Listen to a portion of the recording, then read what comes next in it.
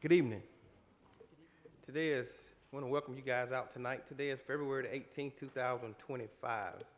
Our thought for today is your value does not decrease based on someone's inability to see your worth, author unknown. I want to go ahead and officially call this meeting to order tonight. I want to ask Commissioner Edwards if he would lead us in our invocation and if he would lead us in our pledge as well. Thank you, Mr. Chairman. If you'd bow your heads, please. Dear Heavenly Father, we thank you for another day. We thank you for another day that we can come together and do the business of Newton County, Lord. We pray for wisdom, discernment. We pray your blessing upon each commissioner and up here, and we do the best we could. In the name of Jesus Christ, we pray. Amen. Amen. To the flag of the United States of America, and to the republic for which it stands, one nation, under God, indivisible, with liberty and justice for all.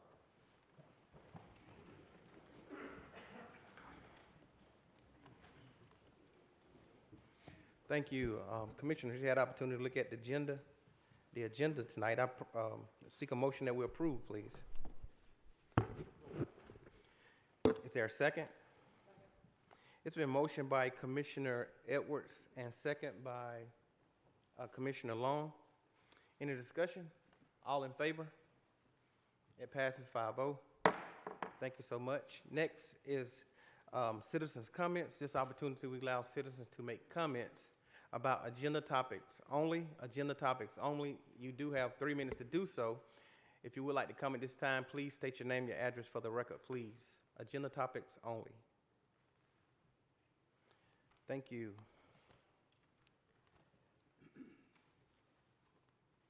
Next is the chairman's report.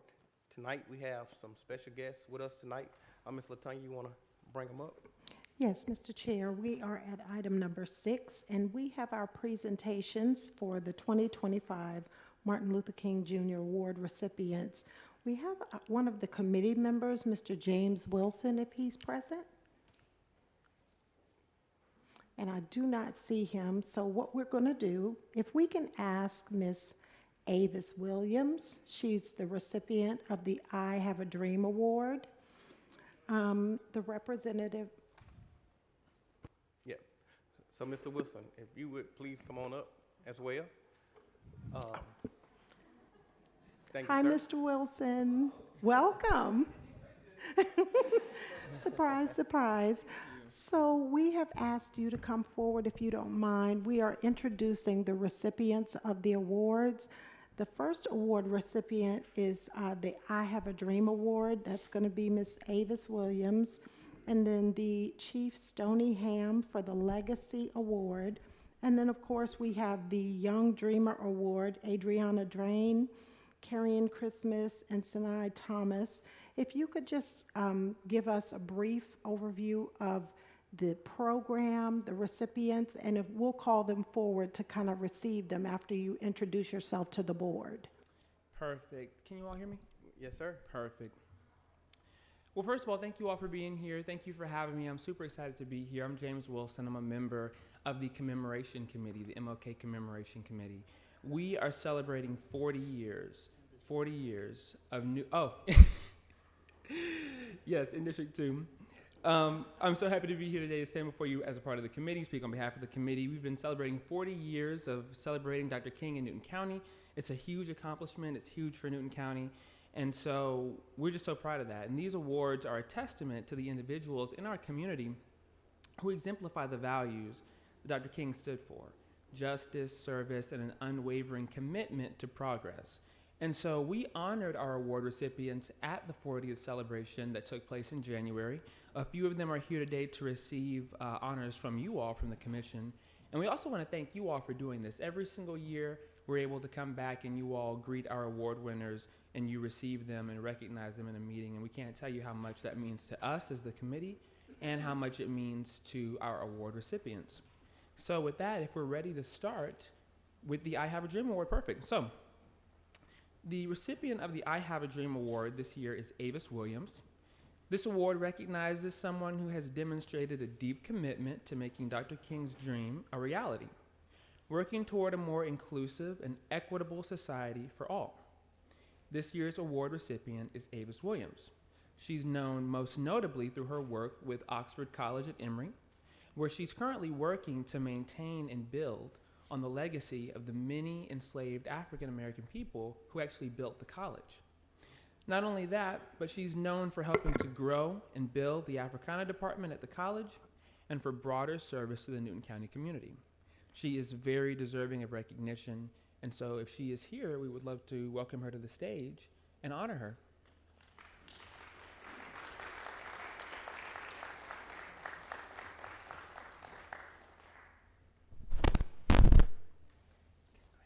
Ms. Avis, Chairman Baines does have a certificate of recognition for you that he'd like to present at this time. Thank you, Mr. Chairman. Thank you for this award. I'm humbled to work in this wonderful community led by our chairman and my mother. Her late twin sister grew up with Dr. King at our church, Bethlehem Baptist Church, and they followed him and were friends throughout his life until his untimely death.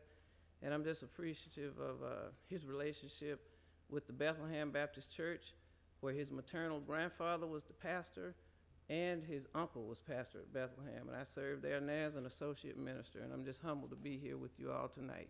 Thank you so very much. Thank you. Thank you so much for what you do for Newton County. Thank you, Mr. Chairman. Appreciate it. Thank you.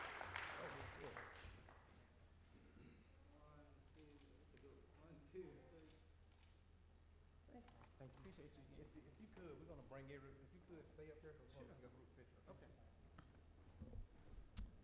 Okay. We'll move on to the Martin Luther King Jr. Legacy Award. The Legacy Award is an award that we don't give every year. It is a award that we bestow upon someone who has passed in our community. And this year's award recipient is certainly honoring the legacy of Dr. Martin Luther King. They're certainly deserving of the award. It's Chief Stoney Ham. This award, the MLK Legacy Award, is given to a leader who's dedicated their life to advancing equity, service, and justice in our community. Stoney Ham was the first black fire marshal in Newton County. He served in the military. He is known for serving his family, the Ham family. They're very well known here in Newton County. And he is known for his kindness and his compassion and his dedication to Newton County. And so he is incredibly deserving of this award. We hate that we were not able to bestow an award on him while he was here with us, but his family was very gracious. They received the award from us in January. We were honored to have them here, and we're even more honored to honor him here tonight in front of you all. So thank you.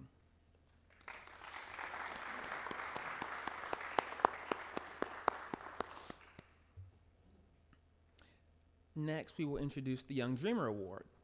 The Young Dreamer Award is very special to me. I'm a previous Young Dreamer Award recipient, so I'm so happy to be here to recognize them.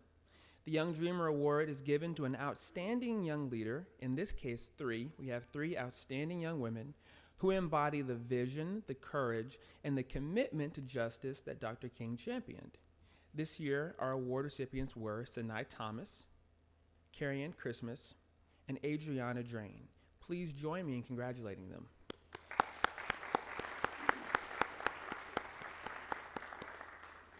Our young dreamers, as they make their way to the stage, our young dreamers are all incredible young public servants. They are all students in our public schools, from Alcovey High School to Newton High School and the Career Academy.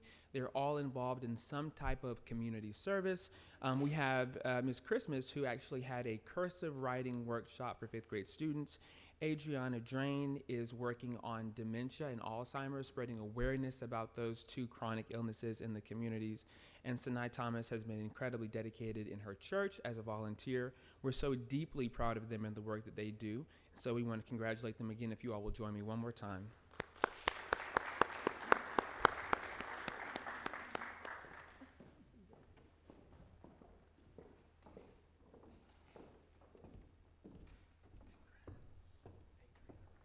Yes, sir. Thank you so much, and congratulations as well. Thank you. Thank you for recognizing me for this award. I feel like recognizing people, and especially young students, is special today in society, especially when they're working hard and not noticed. So thank you for recognizing me, and it's opened many doors for me today, so thank you.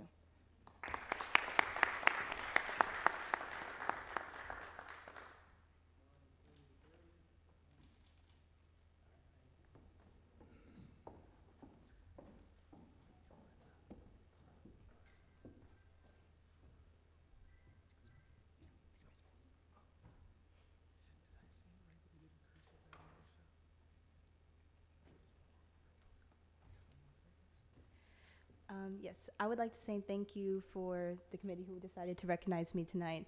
And I'd also like to say thank you because it wasn't just me who put together the workshop and any other community service I did. It takes an army to take care of this county. So I'd also like to give a thank you to the people who supported me tonight.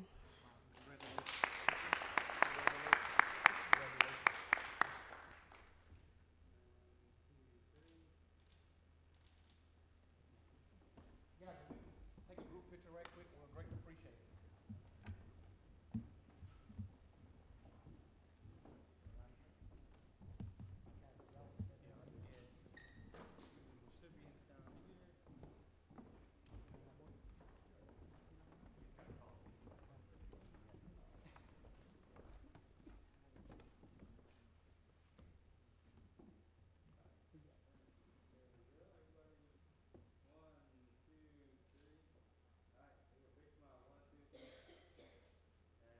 Congratulations.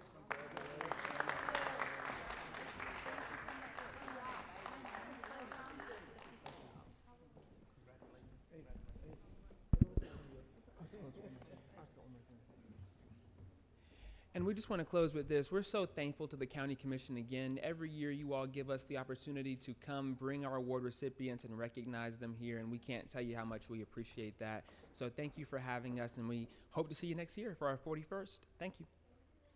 Thank you.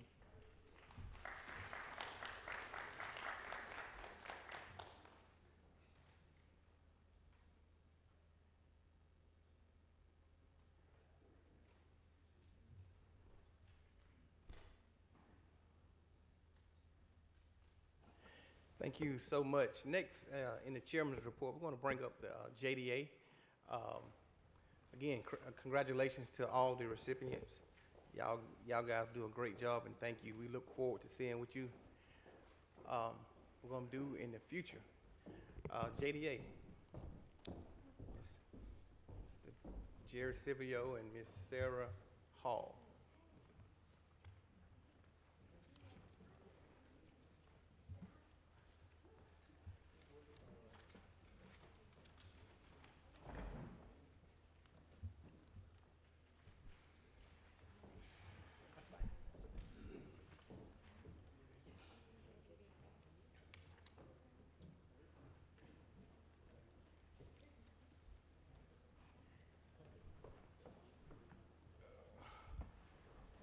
Good evening, sir.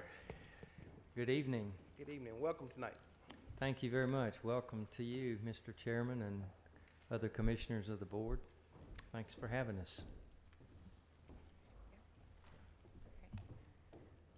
Thank you, Chairman and Commissioners. Great to see you. And at first, I just want to say thank you for placing us on the agenda tonight, and also congratulations to the award recipients. Those are wonderful people, and it's really exciting to see young people recognized as well too. So before you have our Q4 wrap-up of the Joint Development Authority in Stanton Springs.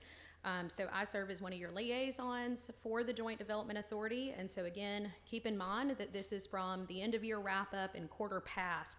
And so a couple of things to mention is if you look at your marketing activities and current tenant updates, and I'll start with the current marketing activities. I think it is kind of a misnomer that the JDA is complete, right? We hear that often, and we hear that, you know, the sites are finished, and we actually have one site left, and that site is within Newton County. It's about 88 acres, and the Joint Development Authority is working to prep that site to get it ready for potential new users, new customers to come into that area. And so you can see we're working on clearing some of the structures or even timbering the property to make it more marketable for potential purchase or lease.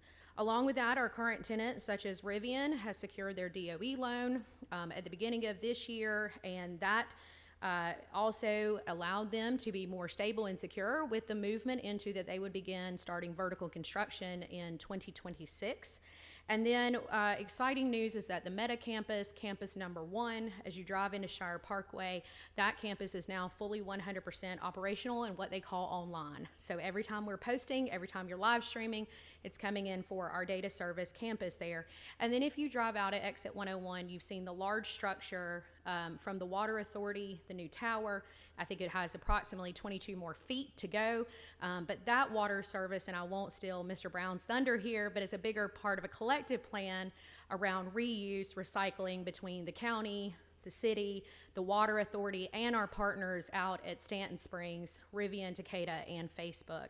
And so that's a great thing for all of us in that. And so we're very excited that our current tenants look toward a recycling type program, especially to be conservative of our water supply. Thank you, Sarah. So the second piece of information that Sarah provided to you is a spreadsheet of a lot of information here. And I just want to introduce that to you. You see the area in green, which would show the tax receipts and the distribution to each of the counties and each of the school boards, and the percentages each get from the revenues that come into the Joint Development Authority. Those taxes, the one larger one would be from Takeda, and so they're into their tax abatement program started in 2018 and expires in 2028. But that is an increasing, and I think this coming year their revenue from tax to distribution through Walton County is a little over $6 million. So, and that goes up to maybe $8 million over the next couple of years. And then the second carry, the sort of the pinkish orange section would be the pilot payments, which I know you're all familiar with. And that first campus by Meta has 5 buildings now completed, COs, so they are paying $5 million a year going forward. And then the other campus will come on stream probably in the next year with at least 2 buildings probably. So things look very favorable for the near term. The second area would be the debt paid, which is kind of interesting because after the first and the second Meta purchases, that yielded sufficient funds and overage for us to pay off all remaining debt. So we are debt free at this moment. And then we had cash payments, and you'll see the distribution and the period of time in the gray area. And then the second darker or slightly purplish area is a total of funds generated by the Joint Development Authority, and that totals $42 million through 24. October 24. And then, so that money went to the schools and the counties, as you see. So the difference, which is a very important, I think, fact or number to look at, is the fact that we took in enough money to return to the counties and the school boards $32 million with an investment of $10 million. So that's a pretty good return for a public partnership over since the beginning of this development, 2099. So there are other very interesting gee whiz points in the financial section of the handout, but rather than read them, it really takes a little more than just glancing over them, and I'll leave you for that time at your pleasure. Sarah? Yes, sir. So lastly, I think we just want to say what's next, and I think you can see the continuation of the build out of the Old Mill interchange, as well as further infrastructure lines to come in there. And then also too, I think everyone, as Jerry pointed out here, is that you're looking at the payout. So we did this, and really if you look at the blue numbers, again at the bottom, total payouts to at the bottom of the area, but you'll also notice a number that's there that approximately since inception of the JDA, a little over $11.8 million has been returned back to the county and the school system. again, based on your millage rate. And so going back from about the year 2000 and when they were collecting to now, it's a little over $11.8 million, and that number is only going to continue. But thank you for your time tonight. We greatly appreciate it. Happy to take any questions. And again, as Jerry mentioned, there's quite a lot of detail. This information also, to make clear, the quarterly report is always on the JDA's website.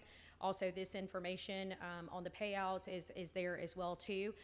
That is something that the JDA publishes quarterly, but all of that information is listed there. So if anybody wants to go to i20jda.com, they can find this information readily available as well too. So thank you again. Or you could join us at our board meetings. Or that too. Yeah. Thank you guys so much for what you do. Thank you. Thank you. Thank you. Thank you.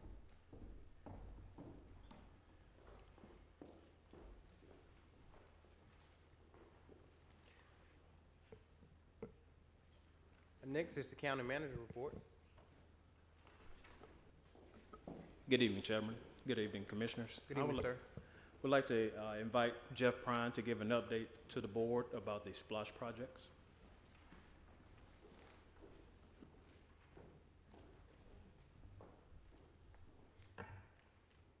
Good evening. Good evening, sir.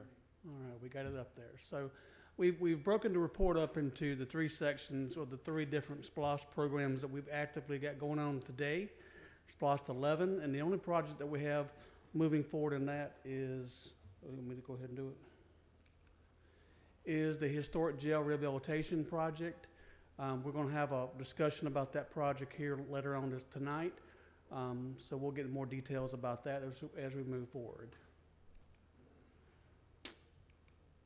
And then we move into SPLOSH 17. You can see the update on the overall financials. And we're down to just 2 active projects that are county projects. The first one is the Westside Youth Facility. And where we are on that one is specific property assessment is underway. And that's about all I can say about that tonight. But we are looking at specific properties and analyzing those, and hopefully we'll be able to come back to you with a report soon. And then the Yellow River Trail System. So one of the things that we've been doing with this particular project is finding ways to work with the developers. We did, as you guys remember, we did a complete comprehensive master plan, both of the north and the southern segments of the actual county. And then out of that, we developed our kind of phase 1. The phase 1 was to look at properties from Browns Bridge Road up toward the I-20 along the Yellow River and adjacent to Crowell Road.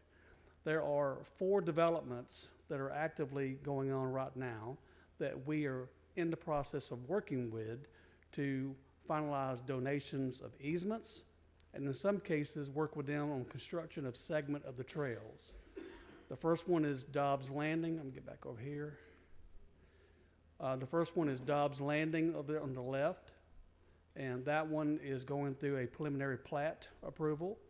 The towns at Yellow River, which is a little bit further south, and then Point Grand Covington, which is basically straddling the entrance into the high school on Ram Drive. The last one is the Oaks, and that project, we already had a letter of intent, but that development has been going through some restructuring as we understand it. So we're kind of waiting for them to come back to us with their new ownership group so we can sit down and hopefully get that project moving forward again. Moving into SPLOSH 23. So you can see that we have Tier 1, 2, and Tier 2, well, Tier 1 and Tier 2 active projects going on at the moment.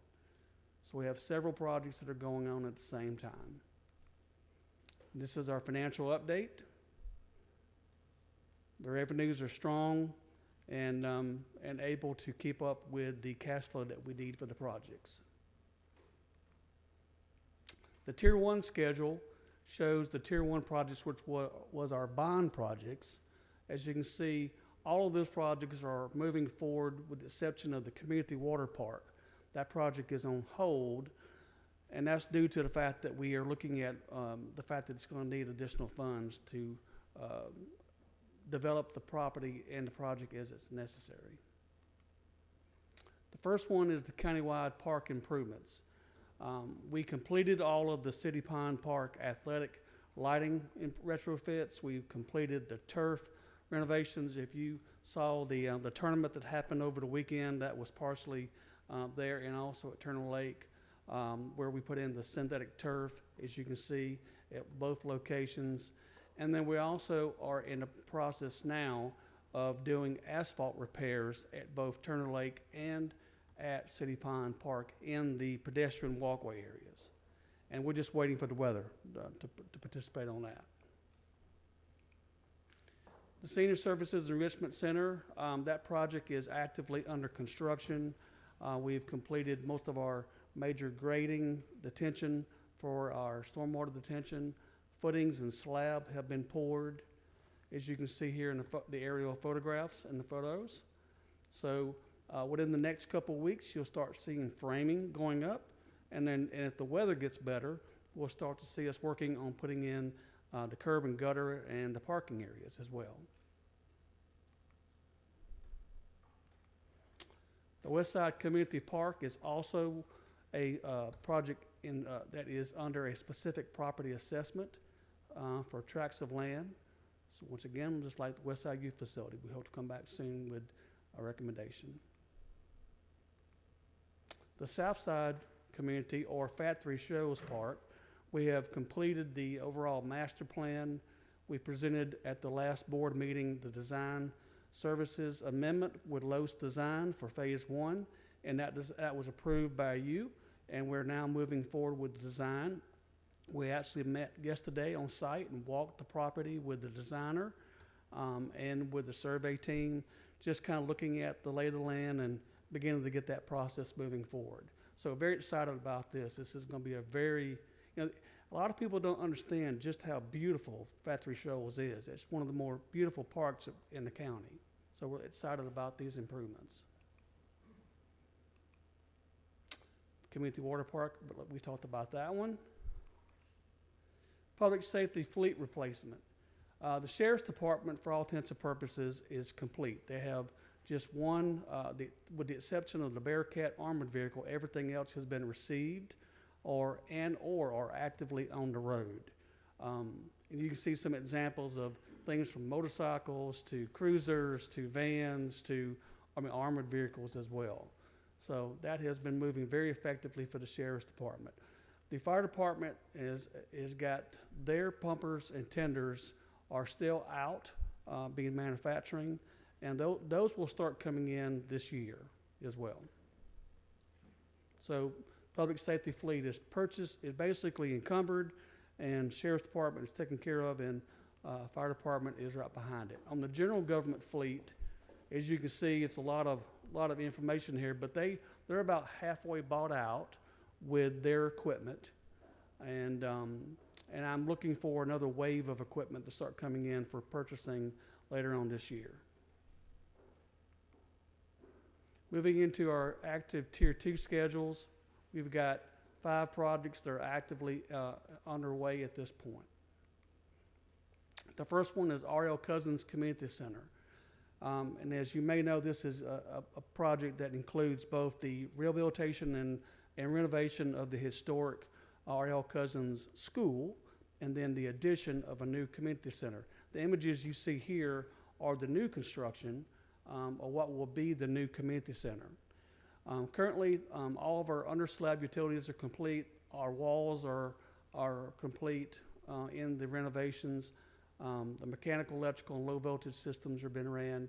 The elections offices are basically 85% complete, and site grading is started for the parking areas that are in front of the historic school for the new parking lot. At this point, we're tracking for the elections department to move into their new offices in mid-March, so we're a few weeks out.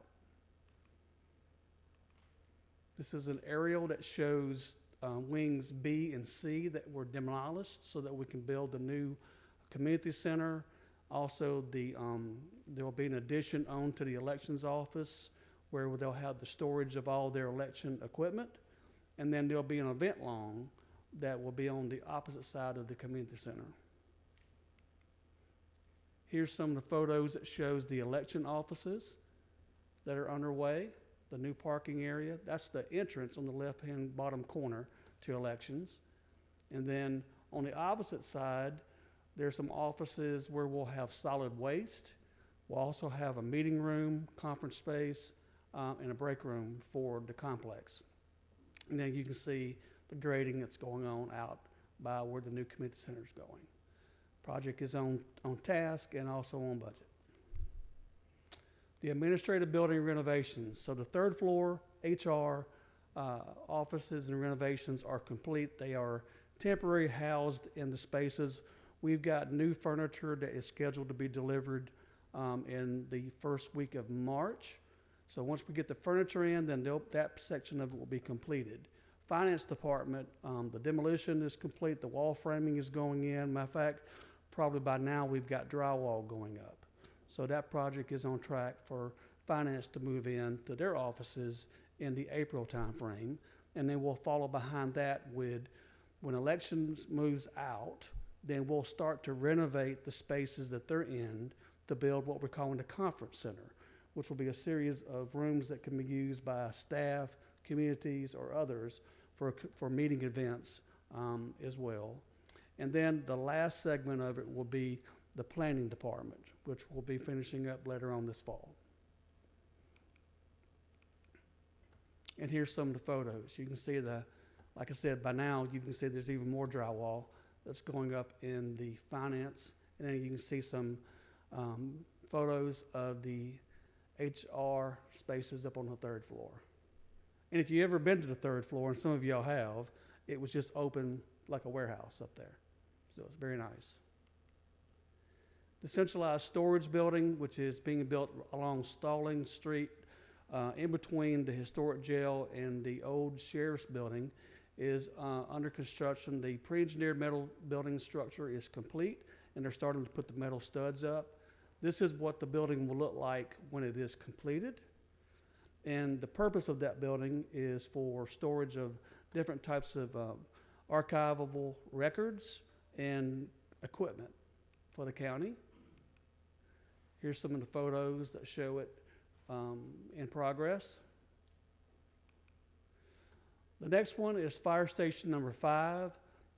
This project is in the very early conceptual stage.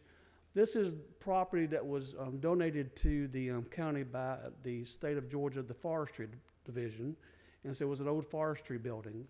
So we're in the process now of doing a conceptual design and working with the developer that is developing the properties around it to see if we can do some joint development as it relates to sewer, stormwater detention, and access.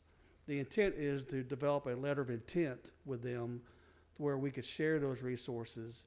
And once we get that, we'd bring that back to you for your ratification. And then, of course, Nelson Heights Community Center. And we'll have, once again, a more detailed discussion about where we are on that project later on. But we have completed the building assessment, and tonight we're going to present to you the building budget analysis and how we think we can best use the funds to accomplish what we've heard the community would like us to do. And with that, I'll take any questions that there may be. Thank you, sir. Any questions, guys? Commissioner Henderson. Yeah. Well, first of all, thank you, Mr. Prime, and your staff for doing such a very good job, on these projects, and I really appreciate it. Yes, sir. But the question that I have is articles, because it's been a project that I've kind of been a part of for I guess most of the years since I've been on the Board of Commissioners, and from leasing that particular piece of property to found after a few years of purchases in that particular piece of property for the county. And then it was getting the funding for Aura Cousins for it to be renovated, and like most counties or all counties, we have a SPOS committee.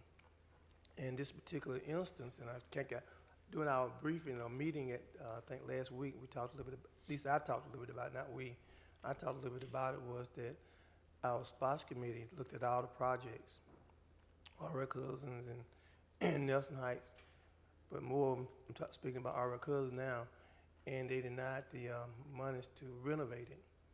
So then the only option that we had before the voters of Newton County was to try and get my fellow commissioners to kind of put it on the SPOS list for it to be built, because that's an action that basically made by the Board of Commissioners. And we were fortunate to get the board, at least 3 members, and I know Ronnie Cow, myself, and former Commissioner Sanders, and then the whole board chimed in, was to spend $8 million to renovate it. And we had did a letter where Ronnie Coward and I, when he was on the board, we went over and looked at it, and I did a letter about what we wanted and how we wanted it, and I think this basically what you're doing above and beyond. Yes, sir. But there was one piece on it that we talked about at the meeting that was in that letter, and I think Ms. Jack or someone can pull it up, and it states what we said, that if this project is approved by the voters of Newton County, that we wanted a space out front in commemoration of the students of our cousin who on Easter Sunday, or Easter Day, they call it Easter Sunday, where they marched from our cousin to the square in commemoration of Forrest Sawyer, Anthony Avery, and all the students who really wanted to make a change, you know, whereas we integrated. And I was a small something back then, whereas we integrated, and we wanted to make sure that they be remembered for them standing up for what they believed to be right. And as history has revealed, they was right. And we didn't see that there. So we wanted that to be on that, because this what we think they stood up for. We stood up for this board, and Ronnie he went to school particular too, because once we integrated, Heber kids went there, both black and white kids, and so we wanted a commemoration. I don't know, it could be a real nice plaque or something out front around the flag. It could be on the election side, but we wanted something in commemoration of them.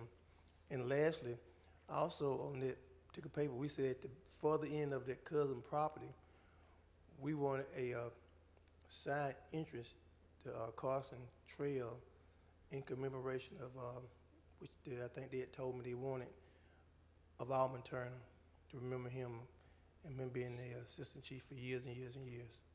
And there was just people that I know I don't want to forget and won't forget. And I'm sure there's a lot of people in Newton County feel that way too as well. So we would like, if in a way possible, for you to go back and look at what we had asked from that list. I think I remember giving you that list of that, and maybe adding that feature or that marker onto that property for the community.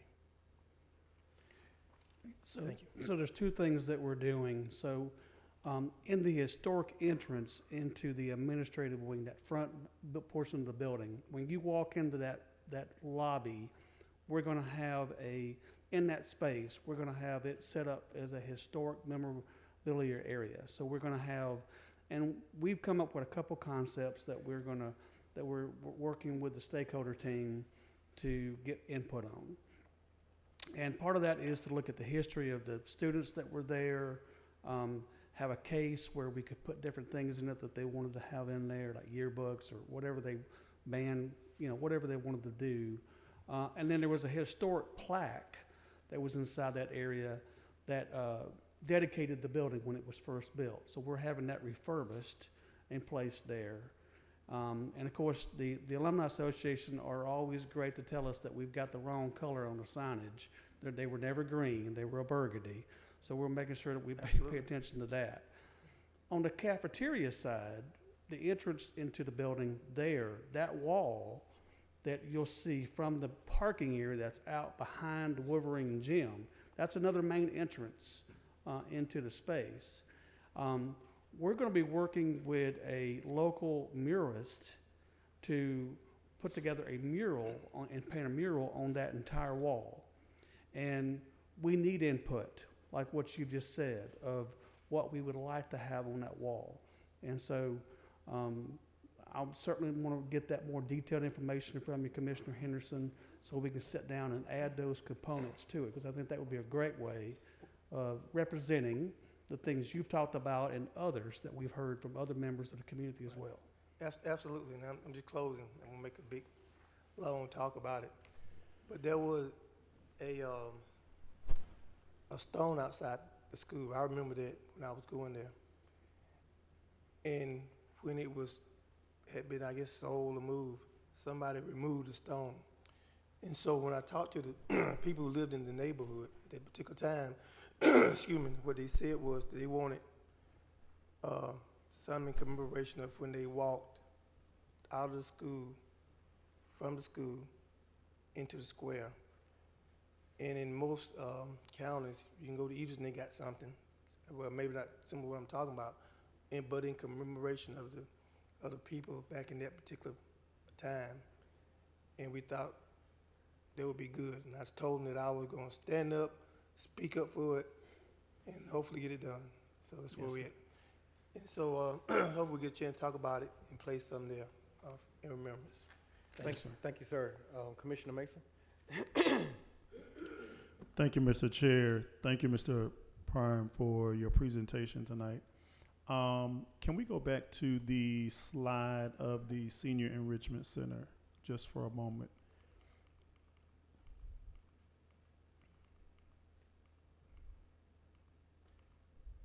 So while we're doing that, I've received a lot of positive feedback from the seniors that are in or near this area. They're truly, truly excited about this particular facility. I know it's going to be convenient for a lot of them. And so they're very excited about it. Looking at Ms. Frieda is too. Yeah, she is. She definitely is excited about it as well. So just looking at, and because I live in this area, I get an opportunity to drive by it every single day. So I get an opportunity to kind of see the progress. And so I think you all are doing an amazing job from a progressive perspective. So looking at this, I know it was brought to my attention in the initial plans, and you can correct me if I'm incorrect, that there was supposed to be a community room kind of like the one at Turner Lake.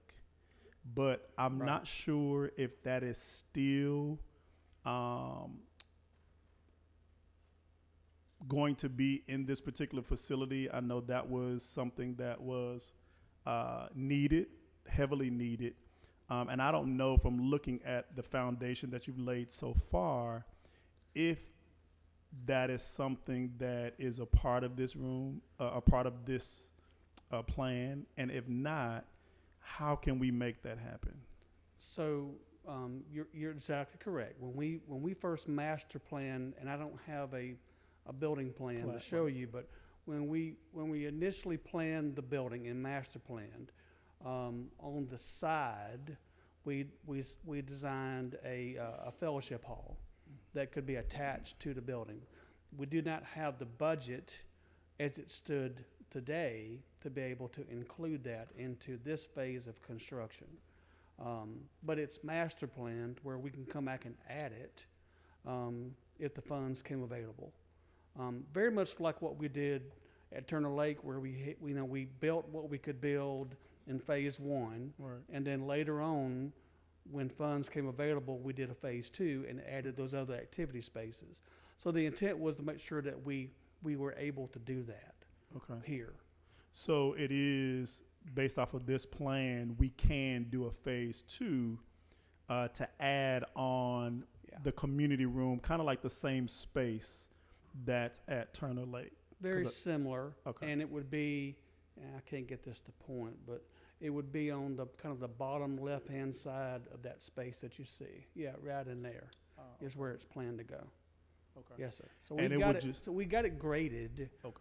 So all you'd have to do is have the funds to really just kind of put the rest of the building there as it is and connect it. Okay. And it wouldn't be attached to the current facility. It would be detached, and there would just kind of be a walkway. Correct. That's what you're saying? Yes. Would it be an open walkway or closed in? Enclosed. Okay, enclosed. Enclosed, so we could keep it all conditioned. Excellent. And everything.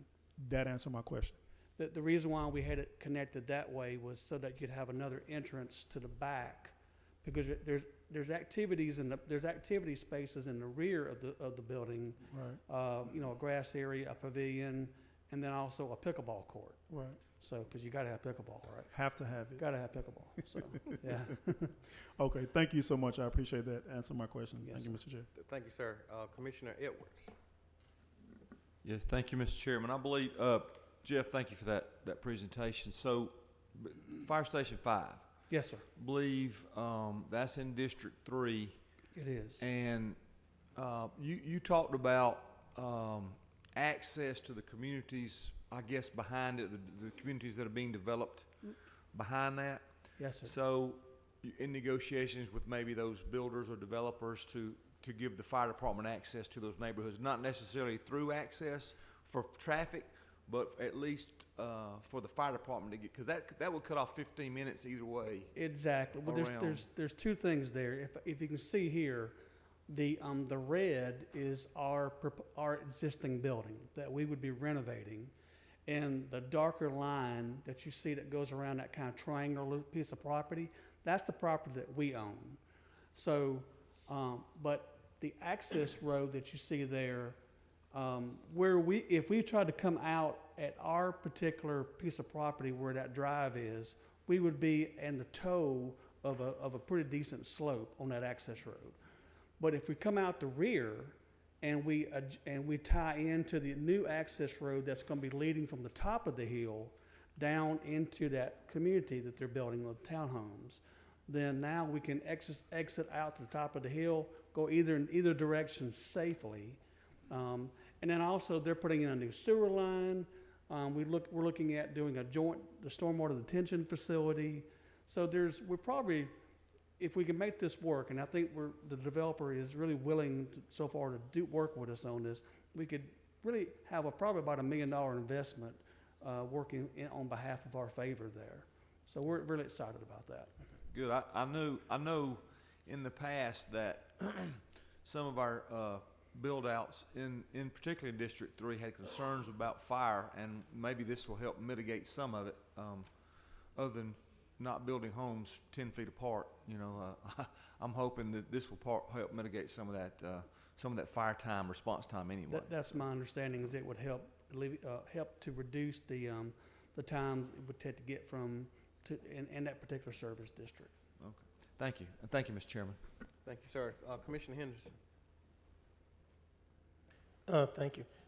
You had mentioned, I think, during your presentation about the water park off Turner Lake, and I think it was I think at one point it was proposed to be $19 million, and then the funds didn't flow in the way we kind of wanted to flow in, and I think we may have only $3 million for it. And so I know that at the end of all the SPLOST projects, sometimes there is some excess cash or money that left. And could some of that money be used to help move forward the water park over in Turner Lake? And the reason why I'm saying there was a lot of people who had wanted the water park there who came in and showed the amenities that they wanted for that particular park at Turner Lake. And so, you know, we want to make sure that they know that I know what they wanted, and that we want to continue to move and fight for their needs and their wants in the community. And so, I guess, what kind of track are we on of what is it? Are we talking about another splash? Are we talking about, or could we do it in phases?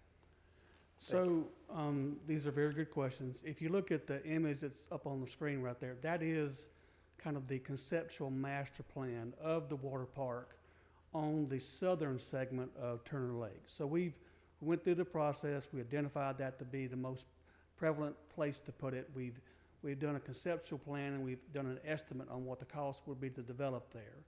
And we have $5 million total budgeted, and the development would be much more than that. Obviously, you know, if you've looked at what Henry County is building, I mean, they're building a $48 million. I think it may even be in the 50s now. We're not talking about doing anything like that in phase one, but something that would be a starting point of the total development. Yes, I think probably the most prudent thing is to wait till later into the program, like we've done on some of the other projects, like Spring Hill is a good example. We waited till later in the project, in the development of the program. There was funds that were available.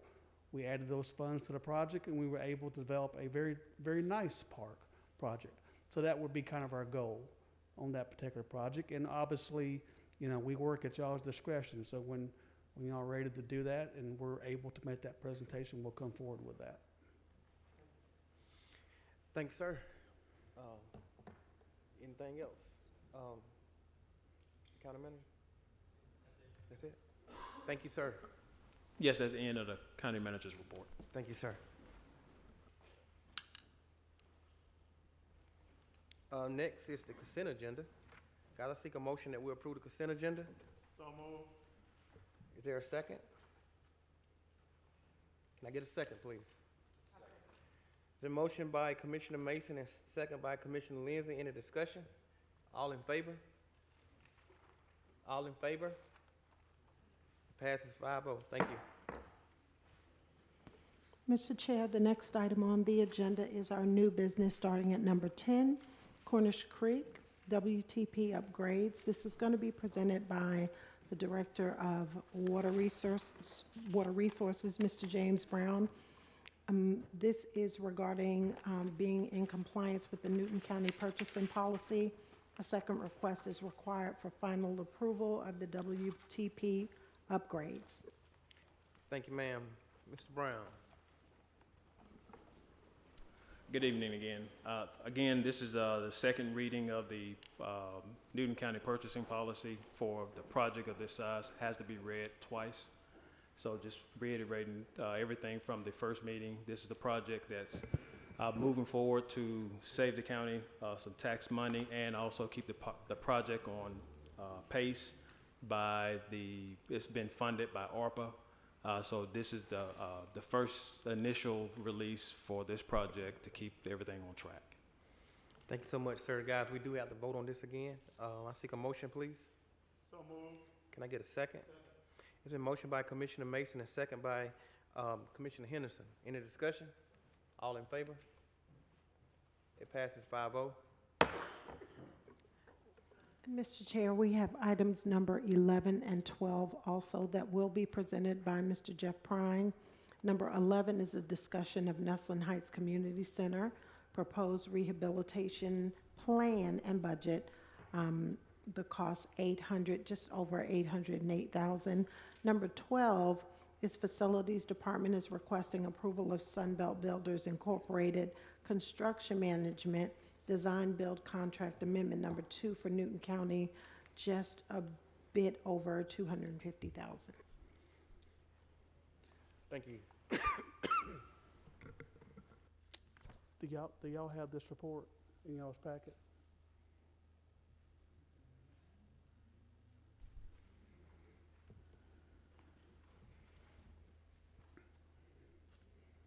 Should look like it should have the budget and then another sheet on the back of that that has the breakdown. Okay. There you go. That's it. So if you can follow along with me on that, because I don't think we have it electronically. So the first sheet, the one that says Nestling Heights Community Center budget dashboard, that just tells you that the project has a total budget of $1 million. Now, out of that $1 million, we have to cover a series of things, construction being one of them, soft costs for the design, for project management, and for FF&E, furniture, fixtures, and equipment. So when we put aside the money for the design build fees, which was $20,400, owner supplied FF&E, and we'll talk about what some of those components would be. That's $59,000. That left us with just over $800,000 that we could work toward putting toward the improvements that was asked for. So from that, there was a series of meetings that was done that identified about 15 or 16 different components that they were asking us to investigate from a pricing perspective.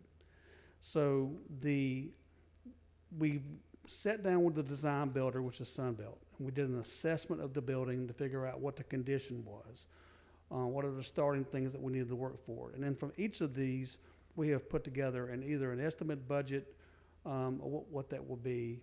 And the good news is, with the exception of the shingle roof, which we think we can cover that with some contingency, we can cover everything that the community was asking for.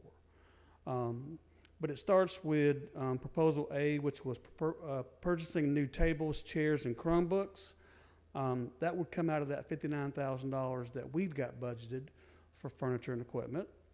And then we would install a new playground equipment for smaller children. There is a playground there, but it needs one for the smaller children. So that would be $54,700.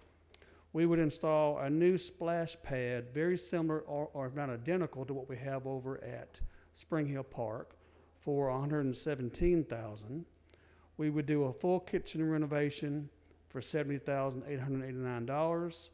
We would also renovate the kitchen serving window and put in new overhead coiling doors for that for $14,000. We would put new flooring throughout the existing building for $23,000. We would basically gut the restroom, put in a complete renovation, put new fixtures and everything in there for the $48,000. We would put all new LED lighting throughout the existing space for $18,900. We would install new acoustical ceiling tiles throughout for $10,900. We would paint all the interior walls and surfaces, both on the interior, for $8,500. We would install new security cameras around the complex and specifically the building itself for $14,000. We would renovate the computer lab, and part of that renovation on this IT is tied to getting enough bandwidth that we could then set up the computer lab and have the laptops that would be free throughout the space itself. We'd renovate the office. We would put in a new janitorial storage room. We would put in new hardware and access controls. We would replace all the window treatments and put in new window shades.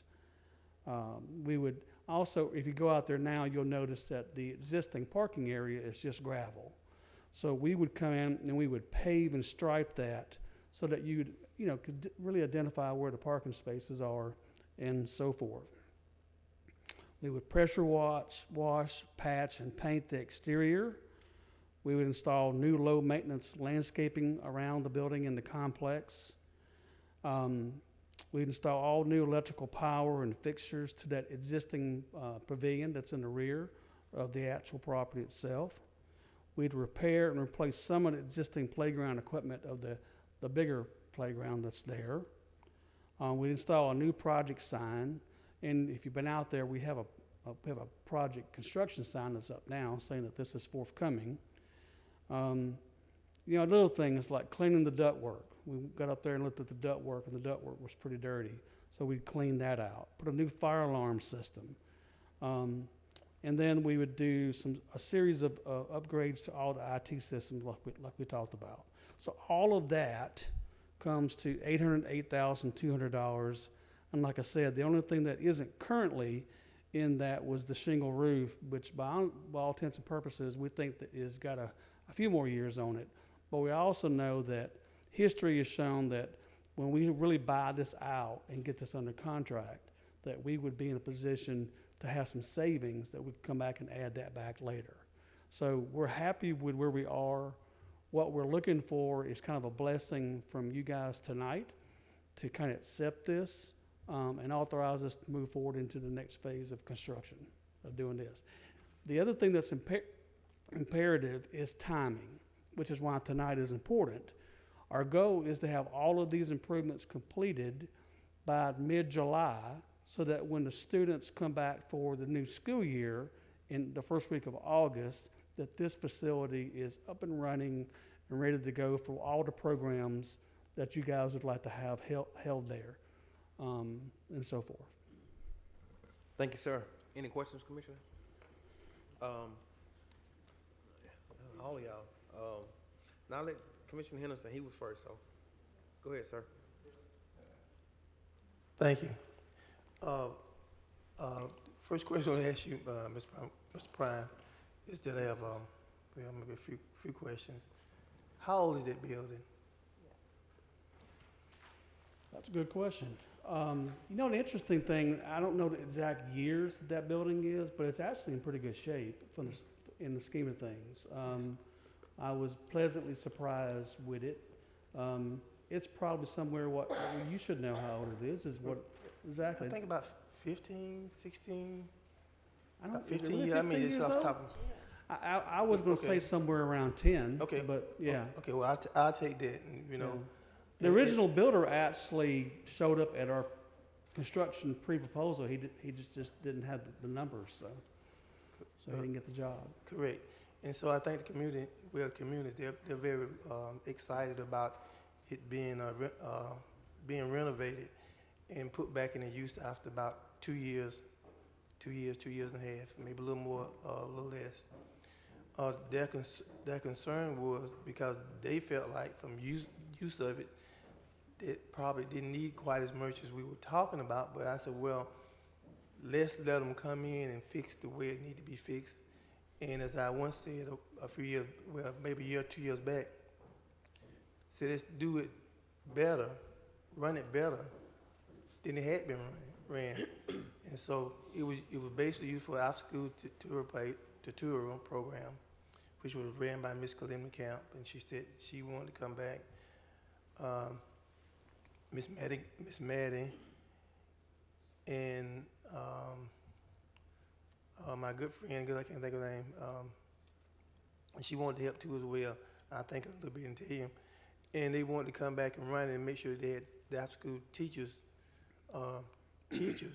not somebody come up there and Thelma Star, teachers who come up there who came from the school and was willing to work with the kids and help them with their after-school math and et cetera stuff, because we knew that they were below reading. They know that they were behind in math, and they really needed help. Since we placed the basketball goal there, we know it's a hangout, and it became a hangout for games. We left it there for 2 years, didn't monitor, didn't turn the cameras on, didn't run the video to the shed. So there's a lot of hangout and probably doing some stuff some of the kids shouldn't be doing. And I noticed that most of the kids was up there wasn't from around here. They was around Atlanta way, and they probably some gang members seeking out new territory. So I think the cameras need to be put out as soon as possible, and they need to be connected to the office of sheriff, either Brown or City County Police, so they can kind of keep a tap on the activity that's going on in the park. But basically, it's a nice building, because there was a vision that I had for that community. It seems I had a piece of the vision for Spring Hill community. It was about, I think it's about 11, 12 acres of property that could be built, and it was originally set up for a baseball field, T-League baseball field, football field, soccer field that could be built on that particular piece of property, because they were what the community wanted, and this we wanted. So I'm glad to come back and work with the Board of Commissioners, work with you, Mr. Prime, bring it back up to par, and put peoples in it that care about the community. That's why I was talking about Ms. Starr, Miss Maddie, and Miss Calamity Camp, people who know the community, who know the kids, and can get the kids to come back up there, and hopefully fund it this time, whereas they can really help the kids, rather than just closing it down and the kids drifting every which way and probably doing some stuff they shouldn't be doing. And I'm gonna close this with one note. I'm shut up, y'all. Mr. B.C. Crow and I, we were good friends. We served on the Recreation Board for about 24 years. And one of the things that the late Mr. B.C. Crow said, and we both agreed on, we would laugh about it in his lifetime, we would rather see a child doing something positive, playing sports, or doing their homework or something, than to run around going to the jails. And we know now that our jails are full now, because I believe now they're probably sleeping on boats over in the jailhouse right now. because we haven't got enough space for them. And until we start having programs in our community that will draw our kids, help keep our kids off the street, our jails and institutions will continue to be full. Thank you. Thank you. Commissioner Long.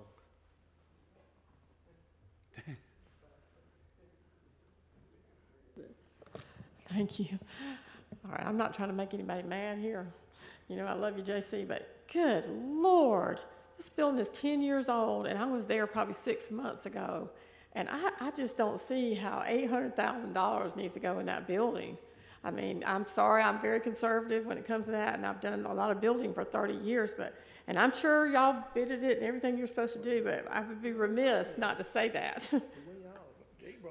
I mean, that number is, I mean, I'm just looking at some of the individual cost on that and thinking, dear God, I mean, I can do flooring for probably $9,000, you know, so I don't know, and I'm sure you know your job. I'm not trying to make anybody mad, but I have to say that as a commissioner about money, because I just look at these numbers and go, wow. And I know there's some money in there because it's government, there's things we have to do for legal purposes, but I really have been blown away by these numbers. Can I just, so first of all, what you see here is a budget proposal, meaning this is kind of the conservative estimate of what we think would cost to do the project itself and these components. What I do and what we make sure that the contractor does is buy out and get the best value as possible. So every bit of savings that comes out of that process, I monitor, and we get that back. Sunbelt, and we do work with a lot of different contractors around, you know, the metro area. Sunbelt is one of the best at doing that. So I am confident that we should be able to do this for better numbers than that. But how much, I can't tell you until we buy it out. I will also kind of note that almost $170,000 of that $800 is for improvements outside, adding new components to the site, like a play fountain, increasing and enlarging and rebuilding the playground, adding electrical services to the pavilion so it can be used after hours instead of just during the day. Making improvements to the parking area so that it is, one, ADA accessible, and two, just the parking easier area, to I thought that maintain. number was good, so I'm just going to tell you that. You know, what in the world are we doing to that kitchen for $70,000? Well, that includes all the new equipment, all the new appliances as well. And we have, because it is a facility that will be used for the preparation of food, we have to have a new hood in there, Right. and hoods, and then you got exhaust fans and all the things that go along with that. You got ANSEL systems for fire. You know, all this has to meet all the fire life safety code requirements because it is a public facility. So yeah, it's more expensive than it would be like if I was building a kitchen in my house. I don't know about 70,000. Will this building be manned by county employees? Because this is going to be an M&O issue at some point. Are we going to have, I mean, with this much money going in that building, we don't want to every 10 years spend $1 million on that building. We want to make sure that we have somebody manning it and keeping up with it. That'll be a board decision at that time. Yeah, I just, that's all for me. You done? Yeah, I'm done. Thank you. Commissioner Lindsay. You have anything? Commissioner Edwards. Thank you, Mr. Chairman. Just a point of clarification. This building was built in 2000, so it was 25 years old. Thank you. 25, okay. Commissioner Henderson. Thank you, appreciate that. Only thing I think we need to know is that we have always used Mr. Prime and asked him to come. He was asked by interim chairman to look at it, give us an RFP, come back with the numbers and stuff in order to renovate it. And the understanding was, at least from the conversation that we had, was that it would be ran by the recreation department, and that the teachers, you gonna put somebody, the three people that I talked about in it, and you're gonna bring some teachers from the high school actually to help the children who knew what they were doing, maybe one or two, knew what they were doing in order to help the kids in that particular building. Now, the $1 million was set aside that I put on the splash that was approved by the citizens of Newton County. So it was budgeted, the money was there. So it was to fix it up, bring it back up to speed, and this what came back with. I know that sometimes in government, stuff get kind of high. So what can I do? I don't know. I'm not a Lee and Long or Stephanie Lindsay. I mean, Attorney Stephanie Lindsay, Commissioner. I'm not that person, but I know what the community wants, and so that's why we have people to help us to get what we want, and that's what we reached out. We reached out for them to help us to get that, bring that building back up, put it back to running, because I think from the outside the horseshoe, I think one time, Commissioner Lindsay, you were saying that the money had been maybe misplaced on us. So we got back, got new numbers, and we're trying to get it right. And it be ran by the Recreation Department. The same as our cousin gonna be ran by the Recreation Department in its function. So, I don't know. Thank you. Thank you. Commissioner Lindsay. Okay, so I think that sometimes in some of the things that we do at Nelson Heights Community Center, and I understand that this is District 4 Community Center, we put the cart before the horse. I'm not sure, and I'm looking at the budget, and I have no comment about the budget. But what I do have a comment about is how much influence or how much discussion has been placed in the budget items as it relates to what the purpose is of the building. Because I think that that needs to be ascertained, because it's all over the place. What is the purpose for the building? If the purpose for the building is to provide services to the Nelson Heights community, what services are we talking about providing? Are we talking about providing an after-school care program, a program for teenagers, a program for seniors, and is that going to be the focus? And if that is, how is it that the rec department is going to run that?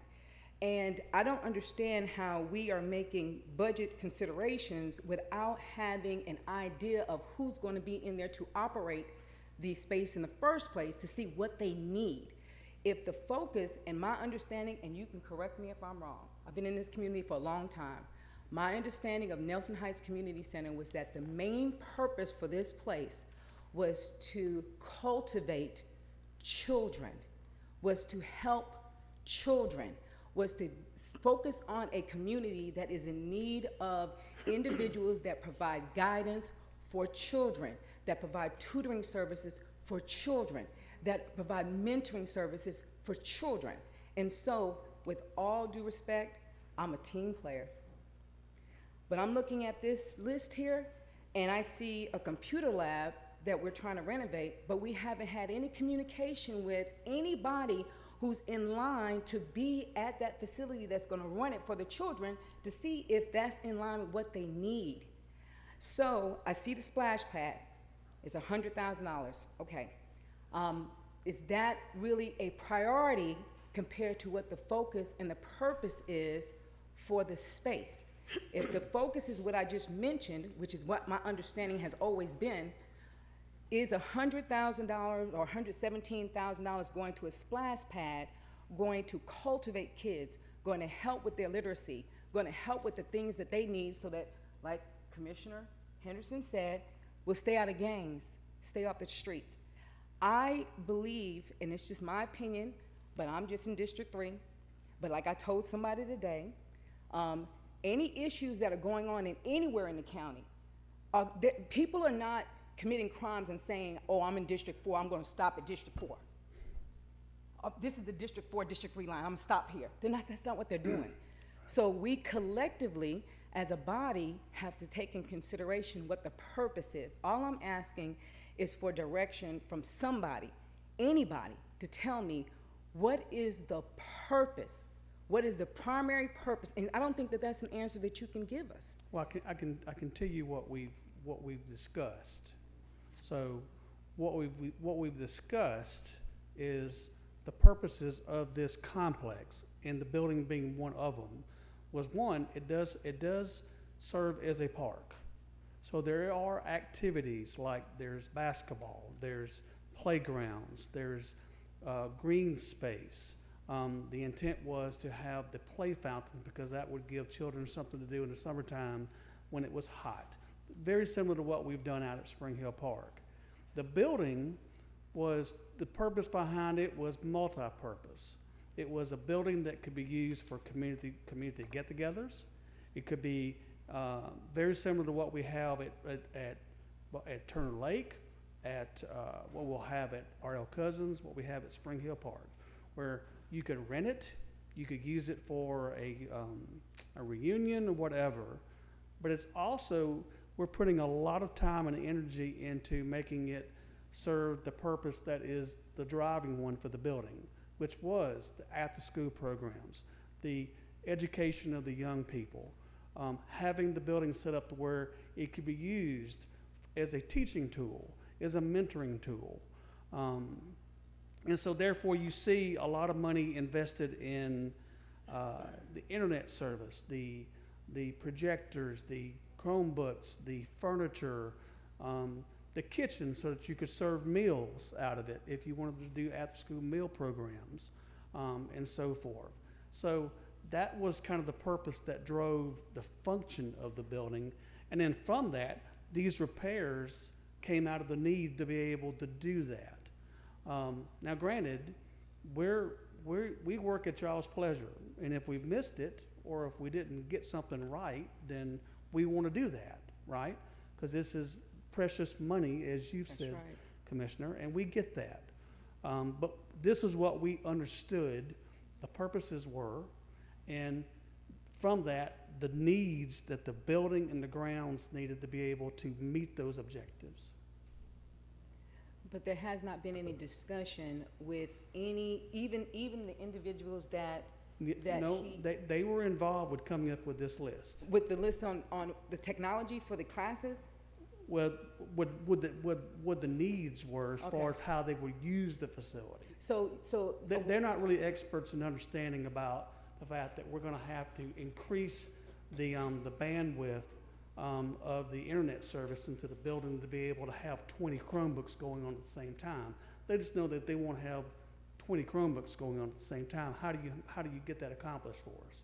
We're kind of we're doing the technical analysis to kind of meet their objectives. And I didn't mean to. Oh no, you're fine. You're fine. I just know that there were certain things that were done at Washington Street to get Washington Street up to par to deal with all the STEM programs that they wanted to incorporate and all the things that they wanted to do with technology.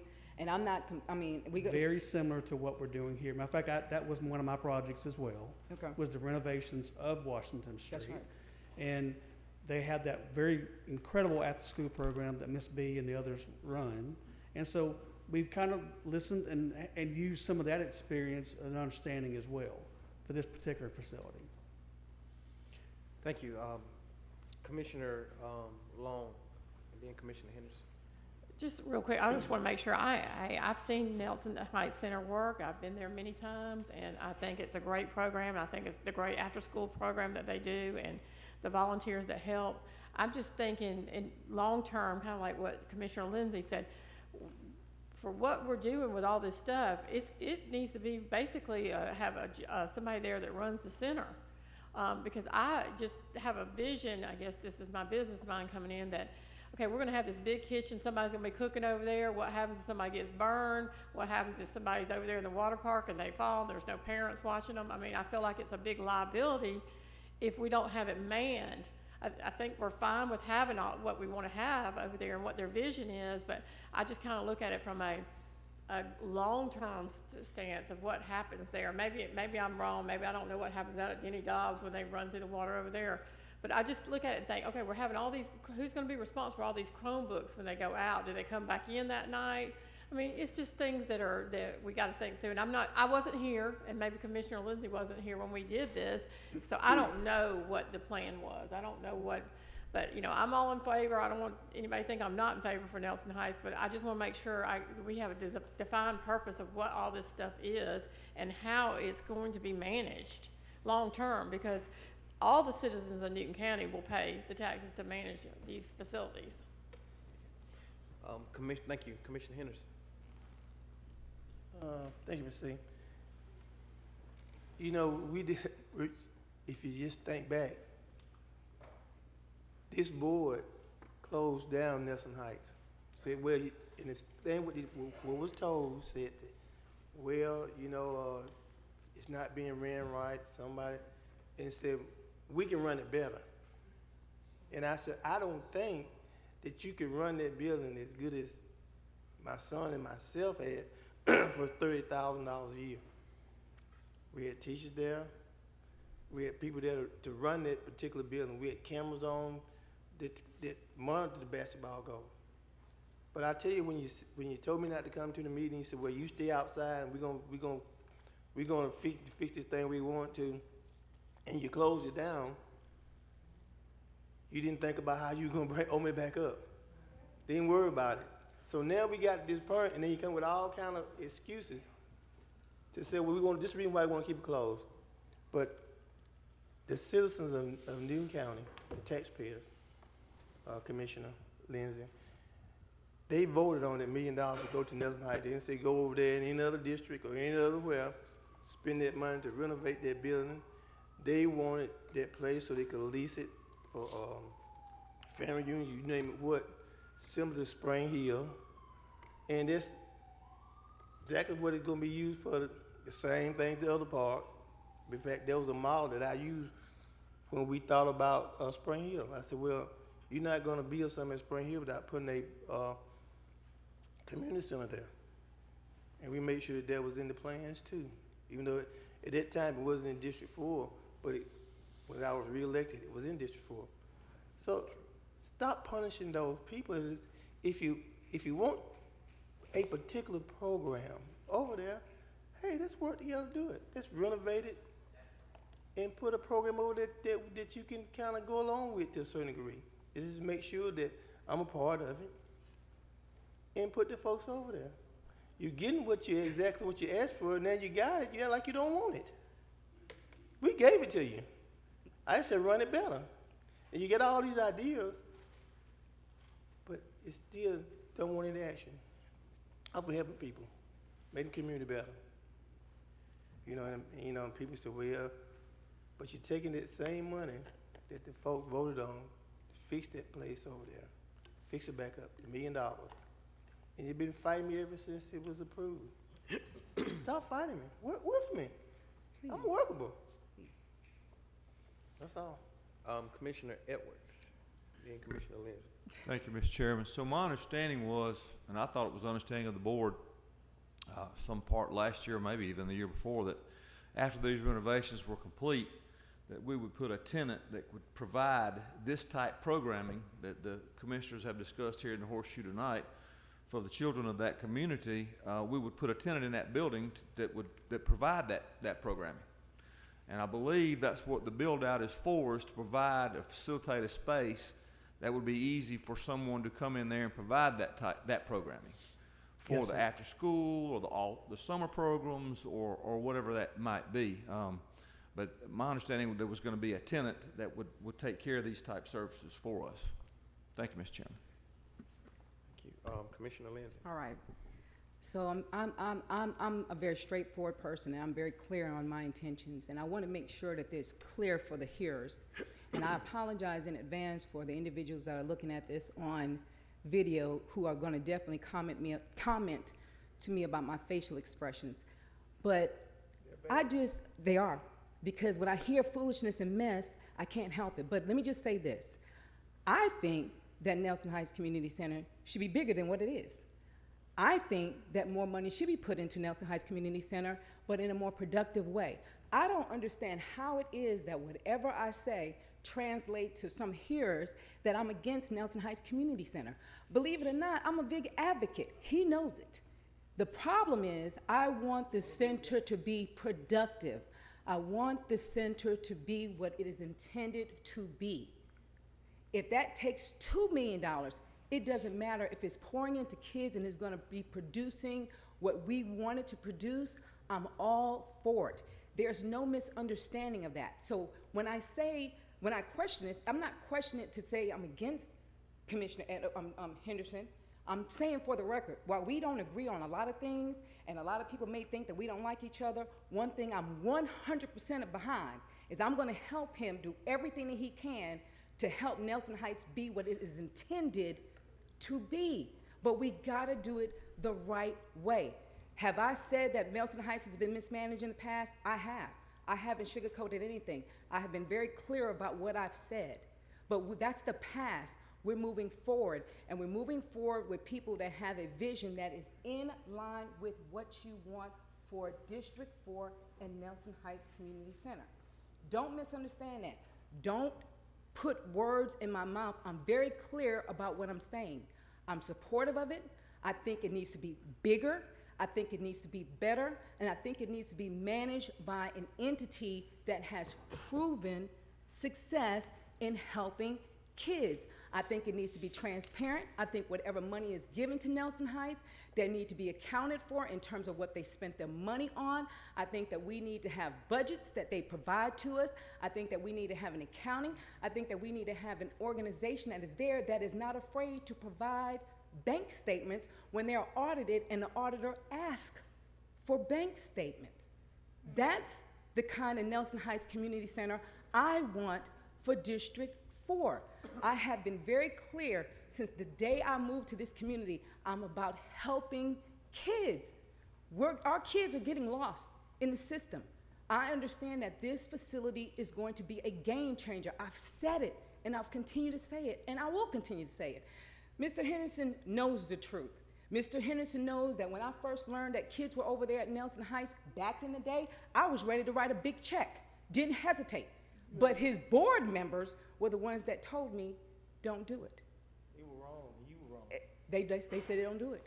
But guess what? We're here now. It's 2025. We're moving forward. I'm helping in any way that I can. But I want it to be done the right way. I want it to be transparent, as our good friends in the audience always talk about transparency. I want it to be transparent. I don't think that it should be transparent for certain people, but then other people, we need to ignore that. I think that everybody that's providing a service on behalf of Newton County, when we decide that we're going to delegate a responsibility that we have as a county to someone else, another entity, we need to hold them accountable. We need to demand certain things. I appreciate what you've done, Mr. Prime. I appreciate it. I don't think, unlike Leanne, I disagree. I think that this budget, if we're going to do it the right way, is probably going to be more than $800 to do it the right way. So we're not revisiting this 10 years again. Don't forget, supposedly there was a kitchen renovation already done here. That's what the money was spent for before. There was a kitchen renovation that was already done. We closed down for 2 years because we were doing a kitchen renovation. So we're doing another one. Guess what? If it's needed, it's needed. $70,000 is a lot of money for a kitchen renovation. But if you telling us that we need it because it's going to meet the purpose of the community center, I'm all for it. I'm with you. I'm with you. Stop doing that. Hey guys, listen. Stop doing that. Listen. So the back and forth between the commissioners, we're gonna stop that. So if y'all got questions, y'all ask questions. But the back and forth between each other, we're gonna stop that. So Commissioner Henderson, it's your turn. So Well, y'all got questions, ask questions. Thank you, back Mr. and for forth you, between each other. give me an opportunity, I'm telling you, we're gonna stop that. respond. We gonna go home on either, whichever way y'all wanna do I can it. respond to any question that somebody asks. The back and forth between the commissioners are gonna But stop. let me say this: Go there was a conspiracy against myself and Nelson Heights because the auditor, Mr. Sanchez, was somebody y'all chose. Wasn't somebody we picked up. Y'all chose him, and y'all gave him a narrative to go out and find stuff. Then use the people that we used, Mason Taxes, who had all the records that we had, and they gave to you every check that we spent. Since you were going back there and said it was did wrong, it wasn't open. Yes, it was open. So stop lying on us and stop lying on this community. Just go ahead and if you're gonna do it, I said, well, what I said was, and you didn't hear me, let me say it again. If you think it was ran wrong, run it right. But you haven't done that. You say you're gonna open it up. I know Lanier Sims, the interim chairman, said we're gonna open up in the first part of the year. He didn't. So now you say it's gonna be maybe in July, do it.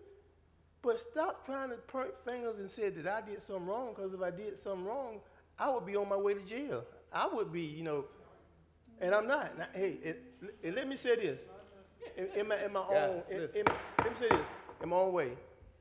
No man, I'm not above the law. If I did something wrong, I want to go to jail. If I did something wrong, I'll step down. That's who I am.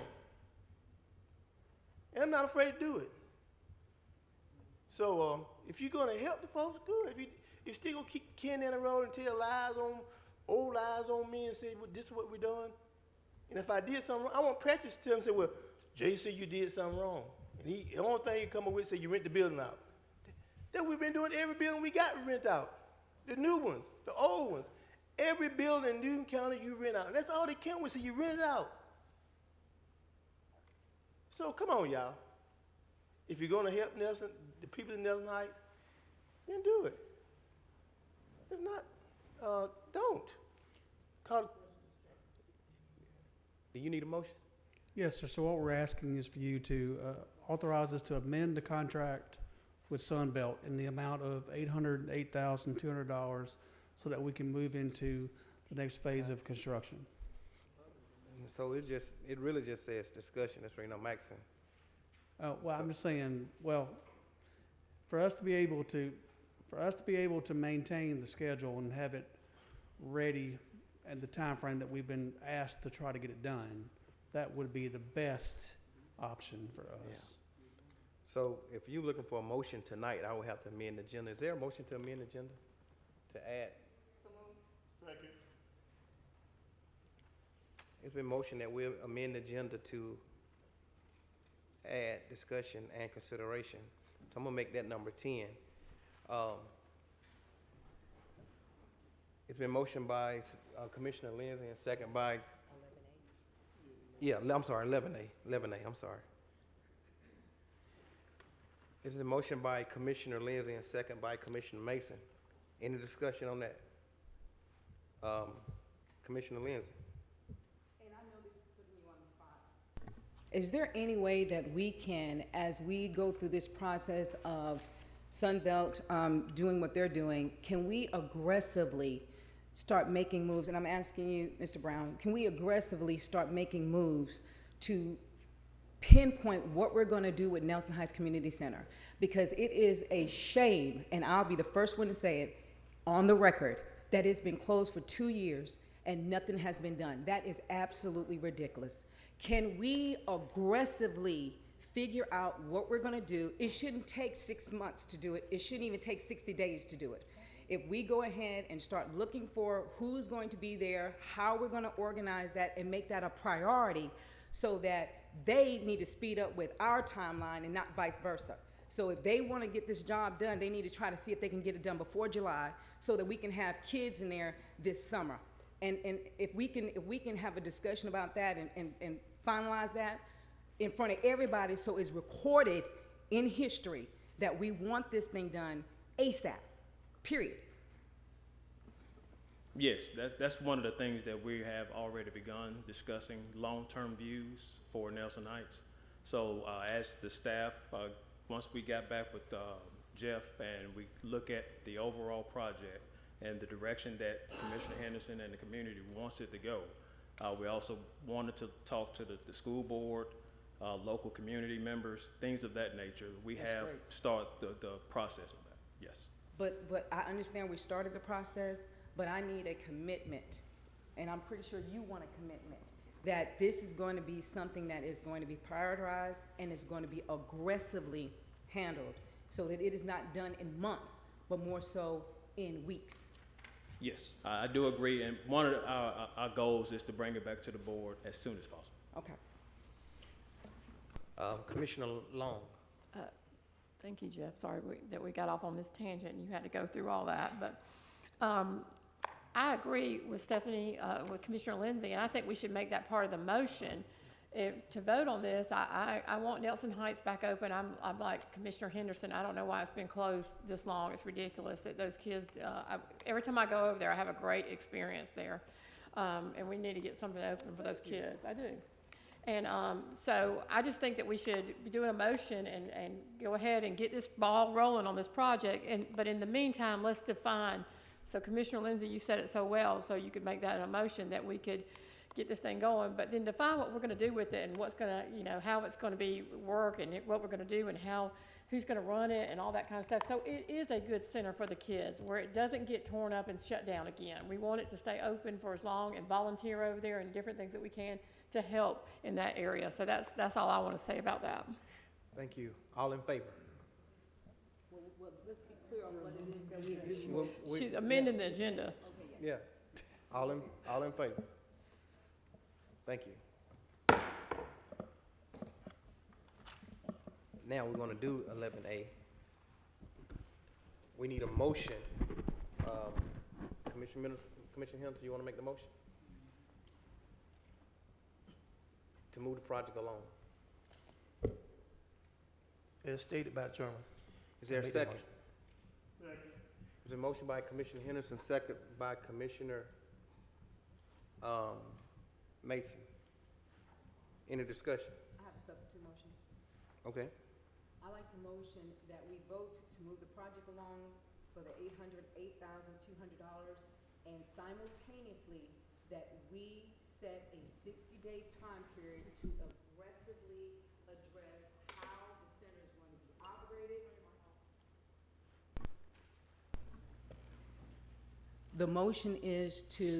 The substitute motion is to vote to approve the $808,200 as presented by Sunbelt Builders for the renovation and to set a time period of 60 days to be able to come back to the Board of Commissioners with a plan on how Nelson Heights Community Center is going to be run in detail, which would include how it is going to be operated, how the money is going to be allocated for this, who's going to be responsible for paying the bills there, as well as to include an accountability schedule for whoever it is that is going to operate the facility there.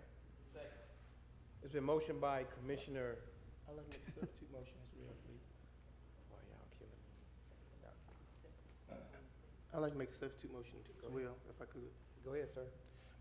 My substitute motion is what Commissioner Lindsay has stated, but add on to that motion with the input of the community, rather than taking the community out, forgetting about them, and make them a part of the solution.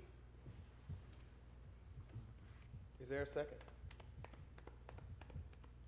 That motion failed for lack of support. We'll revert back to the original substitute motion, which was motioned by Commissioner Lindsay.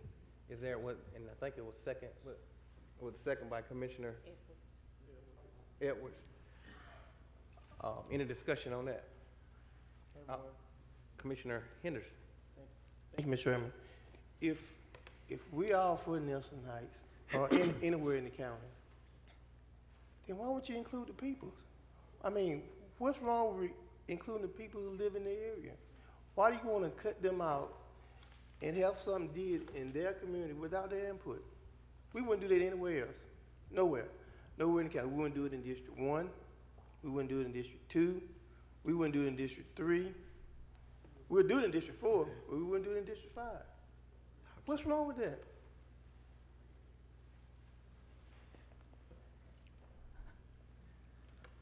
Commissioner Mason.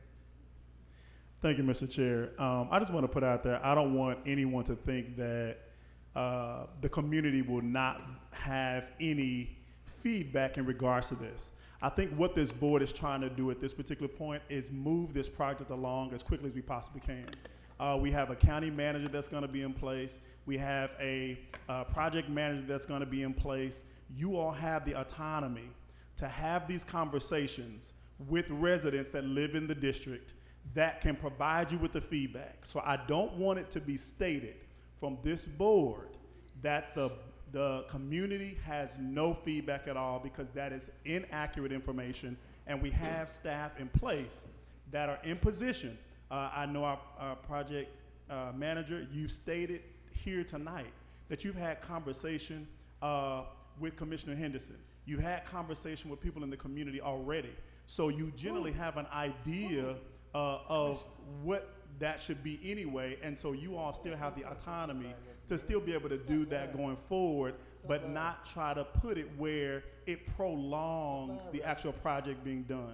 So I want to put it out there to let it know that just because the way that we're trying to move now doesn't mean that we're negating community feedback. That is definitely what's going to happen. Thank you, Mr. Chair. Thanks, sir.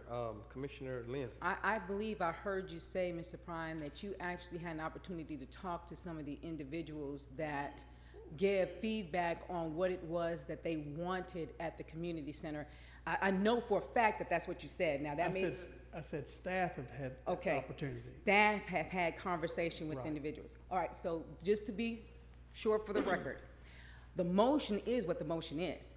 That does not preclude anybody from not having a conversation with the county manager or from Commissioner Henderson. As a matter of fact, Commissioner Henderson is very well known for having town halls in the community to address issues, and might I suggest that you have a town hall and invite Mr. Prime and invite County Manager Brown over here so that you can have the input. The motion is just to bring that information back to us so that you have a plan. That motion is not to exclude anybody in the community from taking part in it. We know how important it is for you to have input from individuals in the community as it relates to Nelson Heights.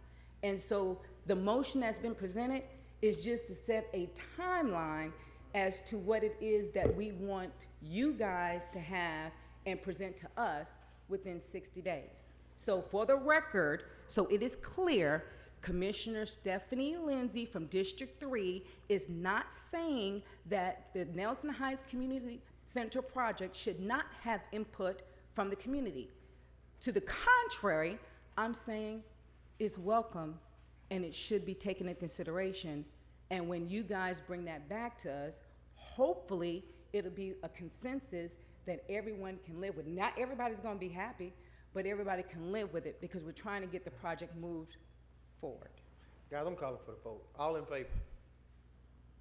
Any opposed? Passes 4-1. Mr. Prime. All right, Number 12. So the number 12, this is the, let me get myself together here for a second. So we're on R.L. Cousins. So as an example, when we put the project out for bid and got our guarantee maximum price, there was several components in the building that we weren't aware that we could afford. A lot of it was interior upgrades, also like the mural that we talked about earlier.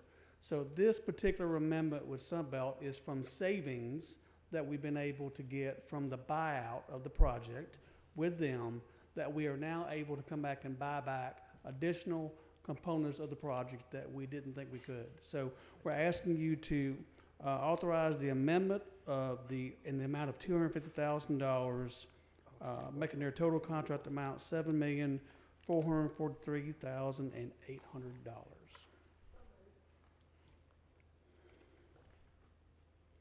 Is there a second? It's been motioned by Commissioner Long and second by Commissioner Henderson. Any discussion? Commissioner Henderson. Are we referring to the school over there, Oracle School? Say again? Oracle School that what you're talking about? Right. So basically, yes, exactly. Mm-hmm. Okay. All in favor? It passes 5-0.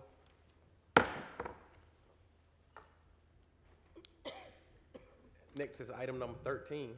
Yeah. I'm sorry?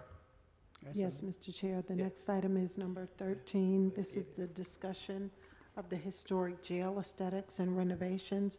We have Ms. Walker Hughes Along with Ms. Walker Hughes, we have Dr. Karshik Alvarado and Mr. Tyrone Brooks that will be presenting. Mr. Brown, stay up here, please. Yep, come on up, guys.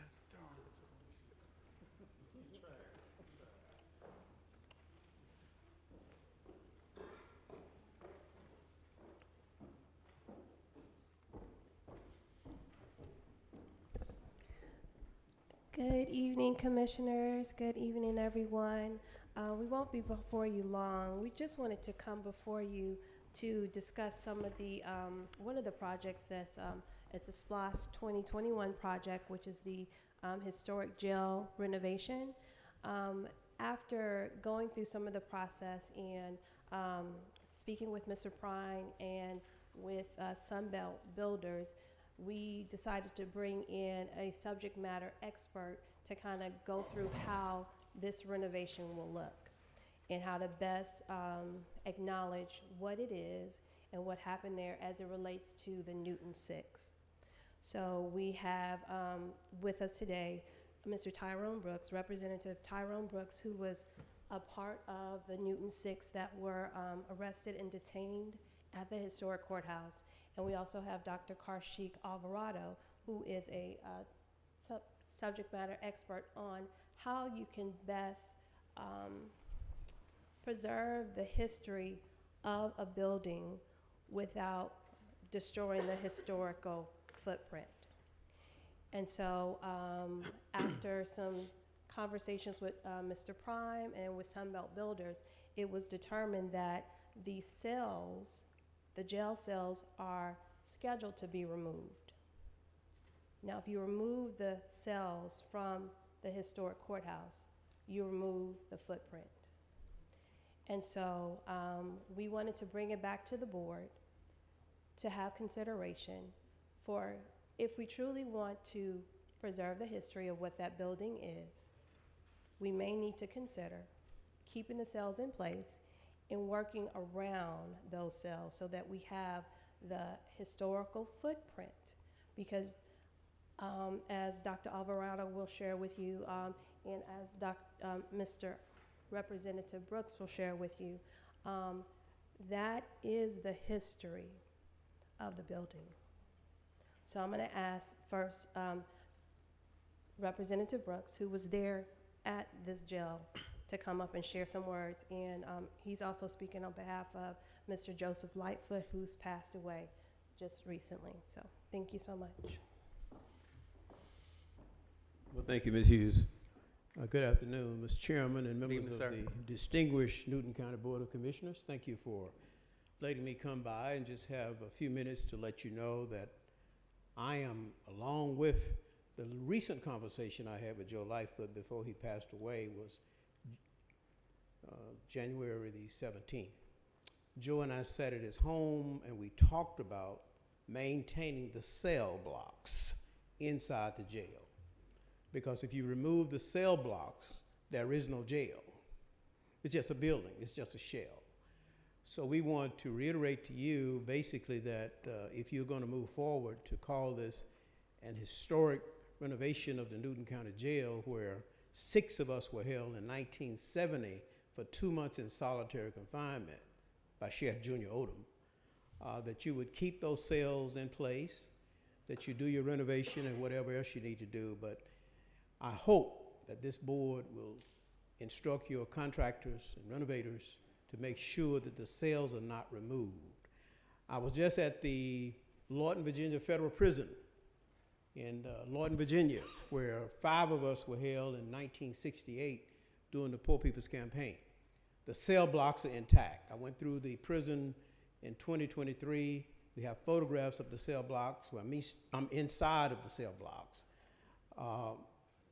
That's a very special place because it was Martin Luther King Jr., Ralph Abernathy's project just before Dr. King's assassination.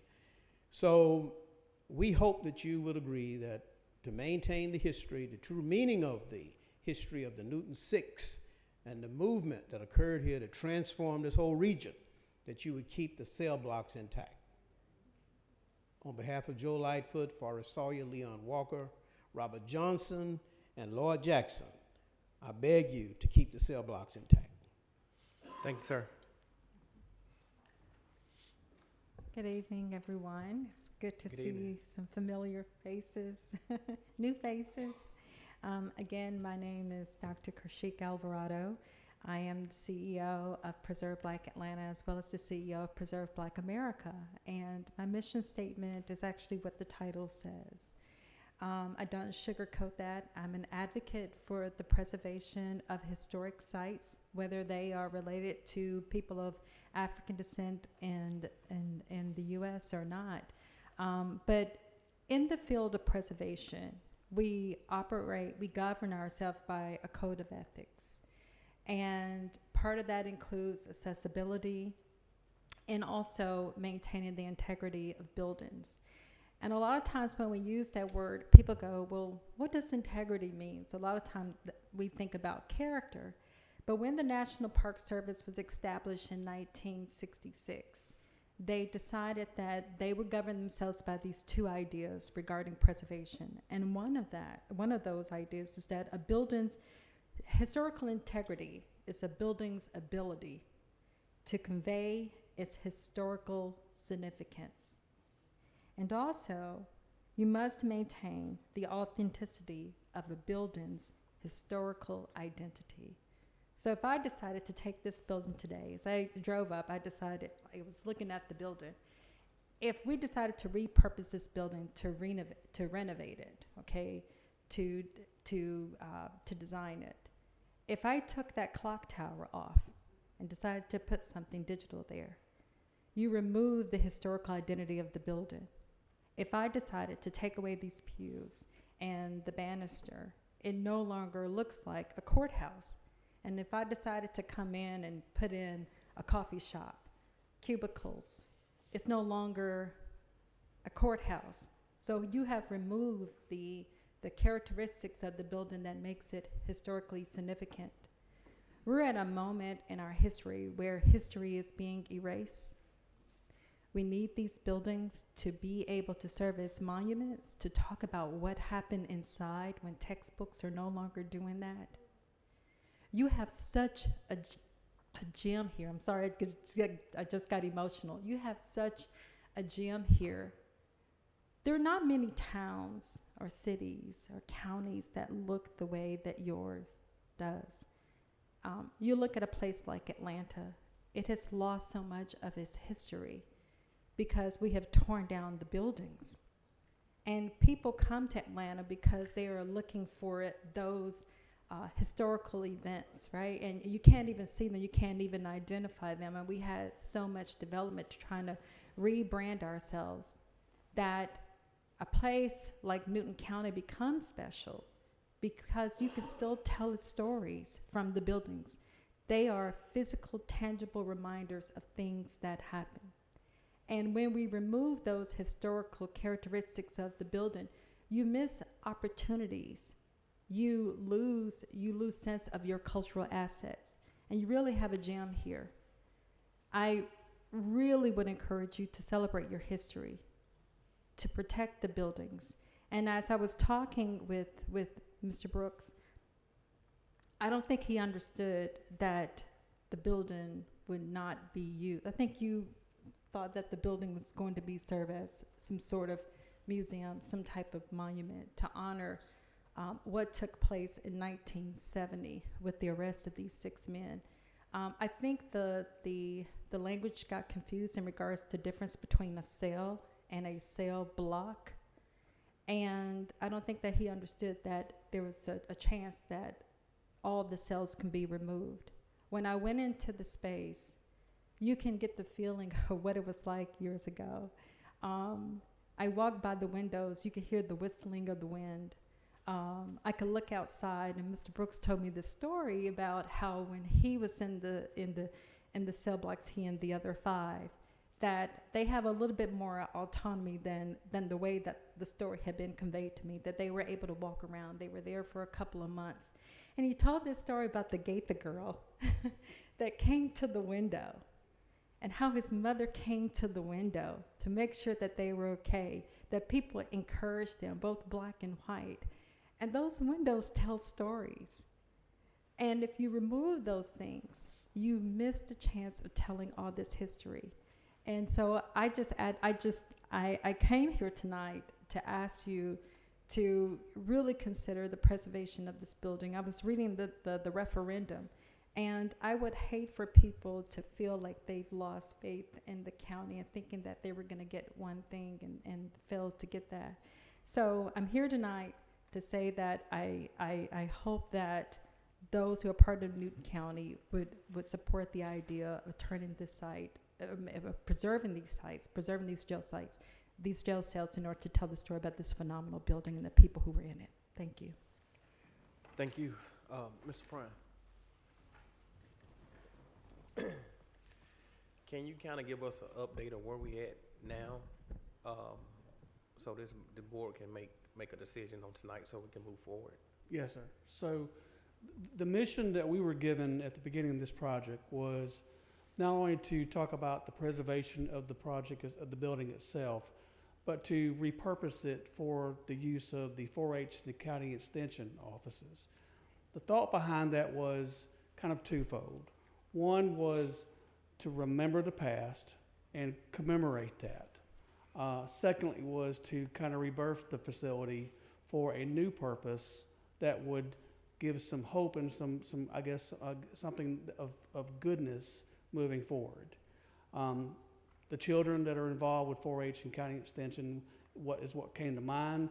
They're kind of in the admin building, which is difficult for families to get in and get out of because of the security, and they don't have access to the grounds around them. So we began working with them to figure out how we could fit them into that facility. At the same time, we knew that we had to have a space that was readily accessible by the public, where we could have the history of the building commemorated. So if you walked into the main building, there was 2 spaces in the historic space on the first floor. The one on the left, we decided that would be kind of the museum, where we would commemorate the history. We talked about having, at that point, maybe taking a piece of the cell and putting it in the corner, having a video monitor where people could listen to the accounts of the surviving members of the facility of the Newton 6, along with other elements of the building itself that we were starting to get into. So that's kind of where we are. We had completed the design. We'd gotten all of our permits, which included we had to present to the building itself is part of the historic district of Covington, meaning that the city of Covington had the jurisdiction of the permitting process. Part of that process was to meet with the local Historic Preservation Commission, present our plans, share with them what our intent was and how we would, help preserve the building and the purpose that was there. The only thing that we were asked to do from their purpose was to leave the bars on the windows so that so everybody would always know that it was a jail.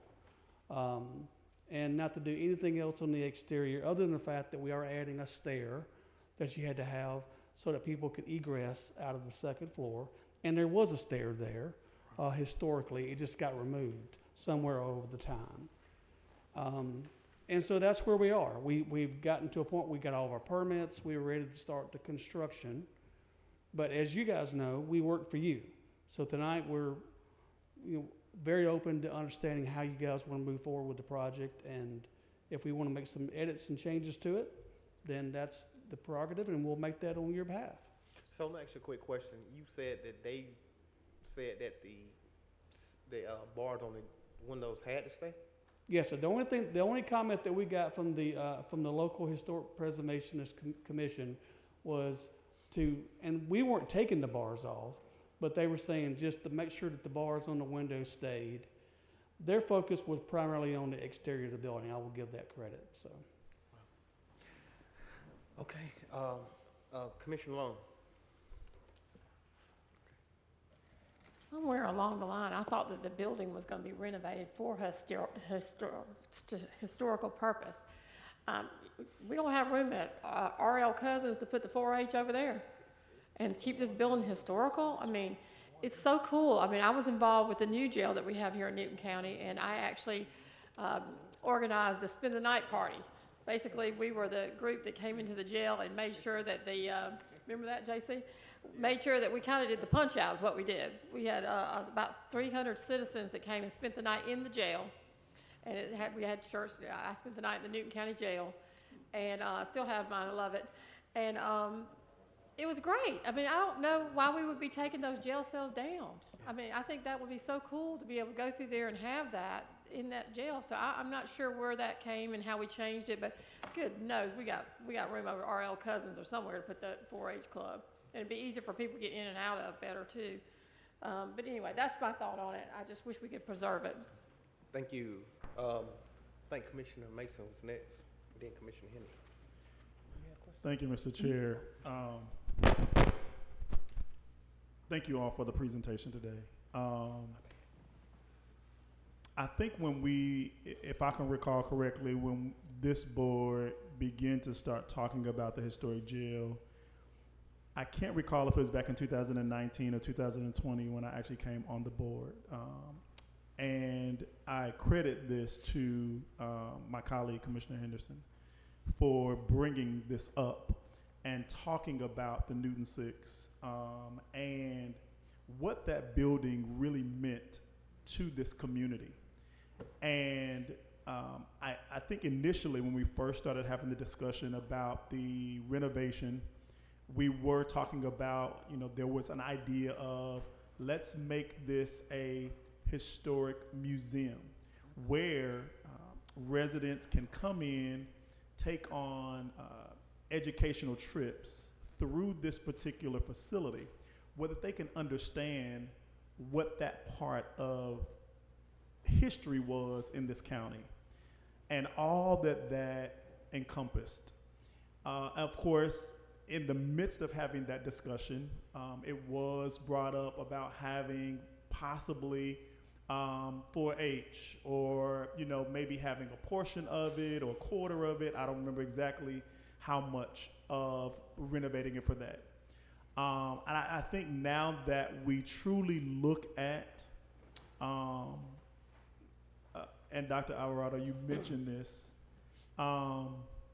we are beginning to see some of our history being erased. And we have to do our best to ensure that we are saving as much of that history as we possibly can. That is not being written in books, and so you're absolutely correct. And this is one of those interesting opportunities or opportunities where we can do that. And so I think, and I'd like to encourage the board, and it sounds like, I heard from Commissioner Long has already stated how she feel. I think maybe, Mr. Prime, we probably want to revamp this whole project and look at it and do everything that we can to possibly go ahead and preserve it as much as we possibly can. And maybe we do need to find another home for our 4-H program so that can be a major historical site that we can, from an educational perspective, truly be able to tell that story and keep that gem here within our community. Thank you. Thank you, Mr. Chair. Thank you. So let's hear from the other two commissioners, Sure, and then that's we'll fine. come back to you. Okay. It was Commissioner Henderson, then Commissioner Lindsay. Thank you. Thank you. Well, first of all, I'd like to thank you, Mr. Tyrone Brooks, Representative Tyrone Brooks, forgive me, for schooling me about that particular old jailhouse, and Joe Lightfoot too as well, Forrest as well. I mean, y'all schooled me on it. Y'all schooled me.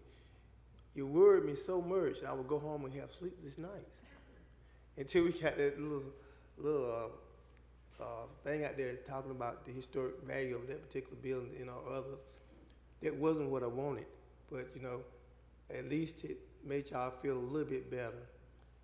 And I'm just going to add this on, and you correct me if I'm wrong.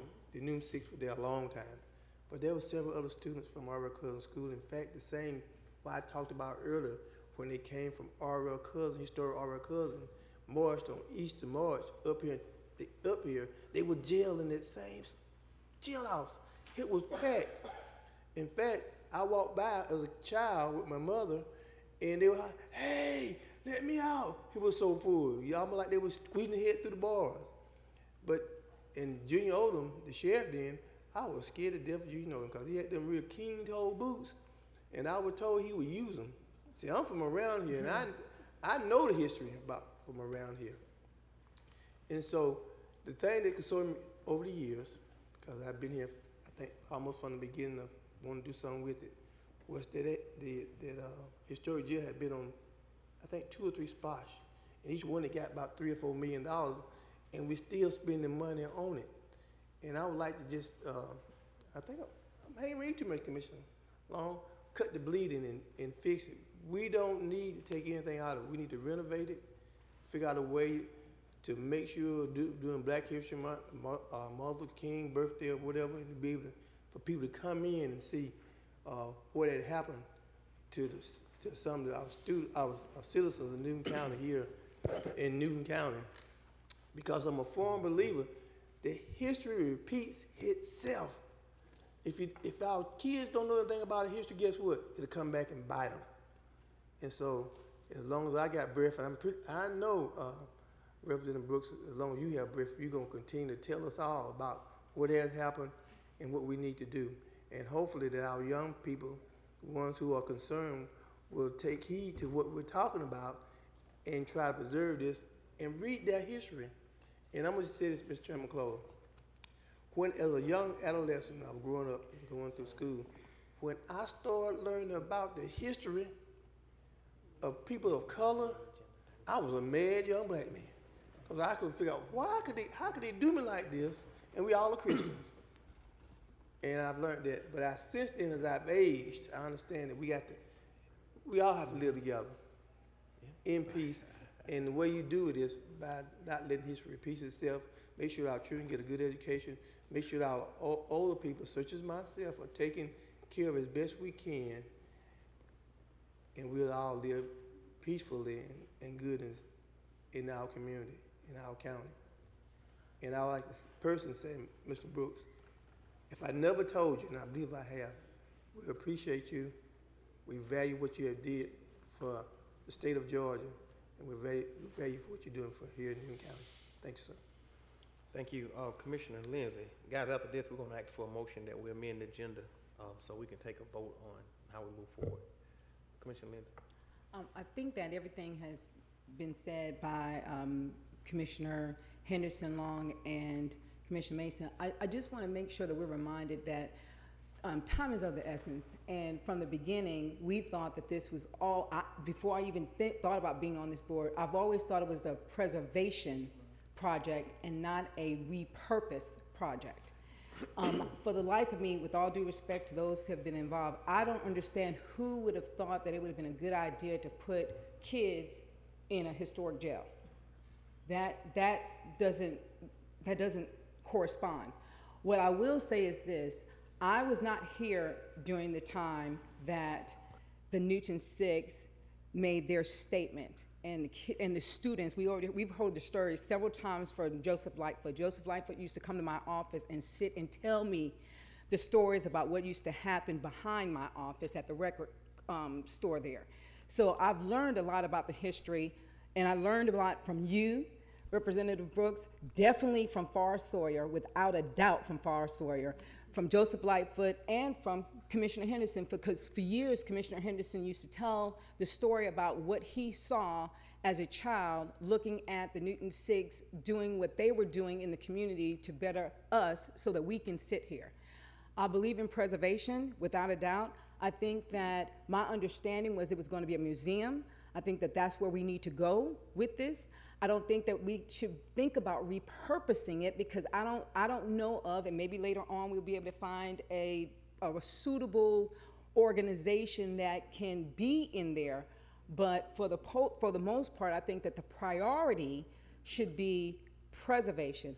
I also love the fact that Mr. Alvarado is involved in this. I mean, your reputation is unbelievable. What you have done in the United States and abroad to preserve Black American history has been phenomenal, all right? And we're blessed to have you even want to come into Newton County to help. You've been doing more than people know you've been doing to help our community and understand the history here.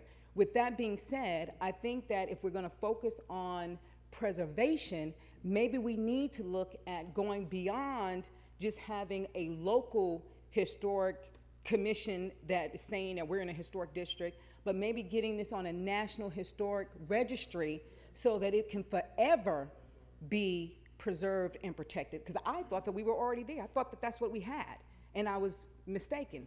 I now realize it's a county, county, a city historic. We're in the city limits, so we're in the historic. That's not enough. So if we could focus on preservation and do what we can, I don't know if that's something that you can be involved in, Ms. Hughes, in terms of you being the community liaison, to get us an understanding of what we need to do to apply for a national registry to preserve it. And that way we would never have to have this conversation again. When I'm dead and gone and everybody else is gone, it's preserved. So I would ask for that to be a priority as we move forward with the preservation and not the repurposing of the historic jail. Commissioner Edwards. Thank you, Mr. Chairman. So I thought we had progressed to a point to where this was going to be the 4-H building. So, can you hear me? Anyway, I think it could be historically preserved and used. What better way to have kids march in there and see? If you want to teach history, there we go. Right? I mean, you're preserving your history right there. And as long as we're preserving what these good people want us to preserve, and I think we should preserve. So I think it can be used, repurposed for what Mr. Prine is trying to use it for, and preserve the historical significance of that facility. Thank you, Mr. Chairman. Thank you. So from listening to the discussions and the commissioners tonight, I'm going to ask for a motion that we amend the agenda tonight to add this, make this 13A, so we can take a vote. So to be discussion and consideration of the historic jail. I'm sorry? Is there a second? Second. It's been motioned by Commissioner Long and second by Commissioner Lindsay. Any discussions? All in favor? That passes. I'm sorry? Unanimous? Yeah, 5-0. I'm sorry. So now 13A, so I guess we want to talk about, anybody want to make a motion? Commissioner Lindsay? I motion that we move forward with the sole purpose of preserving the history at the jail and not make the priority to repurpose the jail. And that along with serving, or at least doing the things that we need to do to preserve the jail, we also entertain how we can make it a nationally recognized historic location. Second. It's been a motion by Commissioner Lindsay and second by Commissioner Mason. Any discussion? Commissioner Henderson. Thank you. Patrick, the county attorney, are we excluding anything as far as preserving that building as part of our history? So I think it might be, it might be a good idea to specifically include in the motion that the renovation or the restoration of the jail will not include the removal of any cells. Yeah, that's what I heard was the big issue. So I might suggest that the agenda or that the motion be amended to specifically state that no jail cells will be removed. So That's right. can you amend your? I'll amend the motion to include in that no jail cells will be removed, as we already understand that those jail cells are the historic value that we have for the historic jail. And I still second. Thank you. It's been motion, Commissioner Lindsay amended her motion to add no removal of the jail cells, and it's been seconded by Commissioner Mason. Any discussion? Commissioner Edwards. So now where do we put 4-H? You figure it out. They're being displaced, correct? No. So, I don't know if Jeff Bryant, you wanna talk about that? 4-H is already in the admin building. Yeah, so and 4-H is in the admin building now, so they can stay there. What we'll have to do is find a new home for facilities. Facilities was a lot of moving parts here. Elections was moving out, 4-H and County Extension was moving there, facilities was moving into their area. But Jason and I have talked about it. So and this was 4-H and County Extension Office? Correct. Yeah. Correct. So we're gonna give direction to our county manager and let him figure it out. But 4-H space is enlarging because of the people that are moving out of that office over there. Is that correct? They have a need to enlarge. Yes. Yeah. Absolutely. But we can direct our county manager to bring us an update on that. Correct. And the point that I was going to make is that, first of all, the exterior of the building was meeting all the characteristics and needs for historic preservation. The only thing that really has come into question that I know of would be the cells themselves, because that was going to be removed so that we had program space for those two departments. If they're not there, the cells remain. The only other thing that we're doing is we're renovating the existing space to make sure that it's habitable. It has electricity, it has conditioning, it has restrooms, and everything that it would have to have in the case of use as a museum or any type of facility that would be housed and allow people to come in and around to view what's there. So I think we have our plan is nimble enough that we can make the adjustments to that and then work with the team on getting the other designation that you guys are asking for. I mean, I know we can do this, but I want to just say. Commissioner Henderson. Just one quick question. Are you gonna paint the cell? I mean, the G, the cell, the bars, or in there too, I mean. So one of the things that we'll have to take a look at is if you've seen the cells, all of that lead-based paint is peeling off of it. So we're probably going to have to bring in a consultant that can help us take a look at that and figure out what is that medium that you have to do to preserve the history, but also make them safe and where people can touch and feel and walk inside of them, right? So that's the one little consultant thing that we would need. I think that we would need some help on as part, because to the point that you guys have made and to the group here, that is the experience that you want them to kind of touch, feel, be a part of, be more active, and they're just something they can see from afar. So we can definitely take that into consideration. Thank you. So we do have a motion on the floor and a second. All in favor? Any opposed? It passes 4-1. Thank you guys for being here tonight. Thank you so much. Guys, I do want to say, go ahead. I'll go down here. Yeah. Do whatever. Good to see you, sir. Thank you. Thank you much. Thank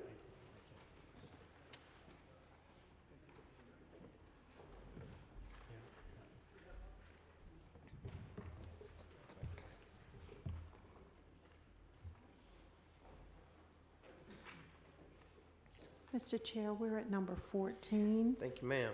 Discussion of Parks and Recreation Ordinance O-021825. Our County Attorney, Mr. Patrick Jogstetter, will present. Thank you. Good evening. Thank you for the opportunity to be here tonight, present to you, and for discussion only tonight, the revisions or the revised version of the Parks and Recreation Ordinance. If you will recall, at the last meeting, there were some questions and concerns raised about the existing Parks and Recreation Ordinance.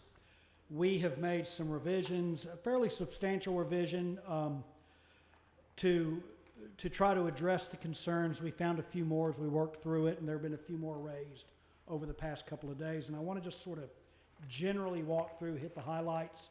I'm not going to go through every detail of the ordinance. You've all got that. What we did on the new draft is we made sure we defined terms in a way that we all know what the park or recreation facility means. We all know what a vehicle means. We all know what a weapon means and things like that. We also went through and made sure that the ordinance is very clear about enforcement.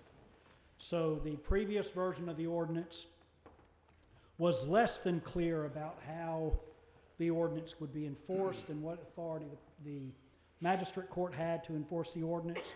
So what we did in this ordinance, in this version, is we have granted, when approved, ultimately if approved, the magistrate court, upon the issuance of a citation, can impose up to the maximum penalty allowed by Georgia law for a municipal or a county ordinance violation. And that penalty is up to $1,000 fine and up to 60 days in jail.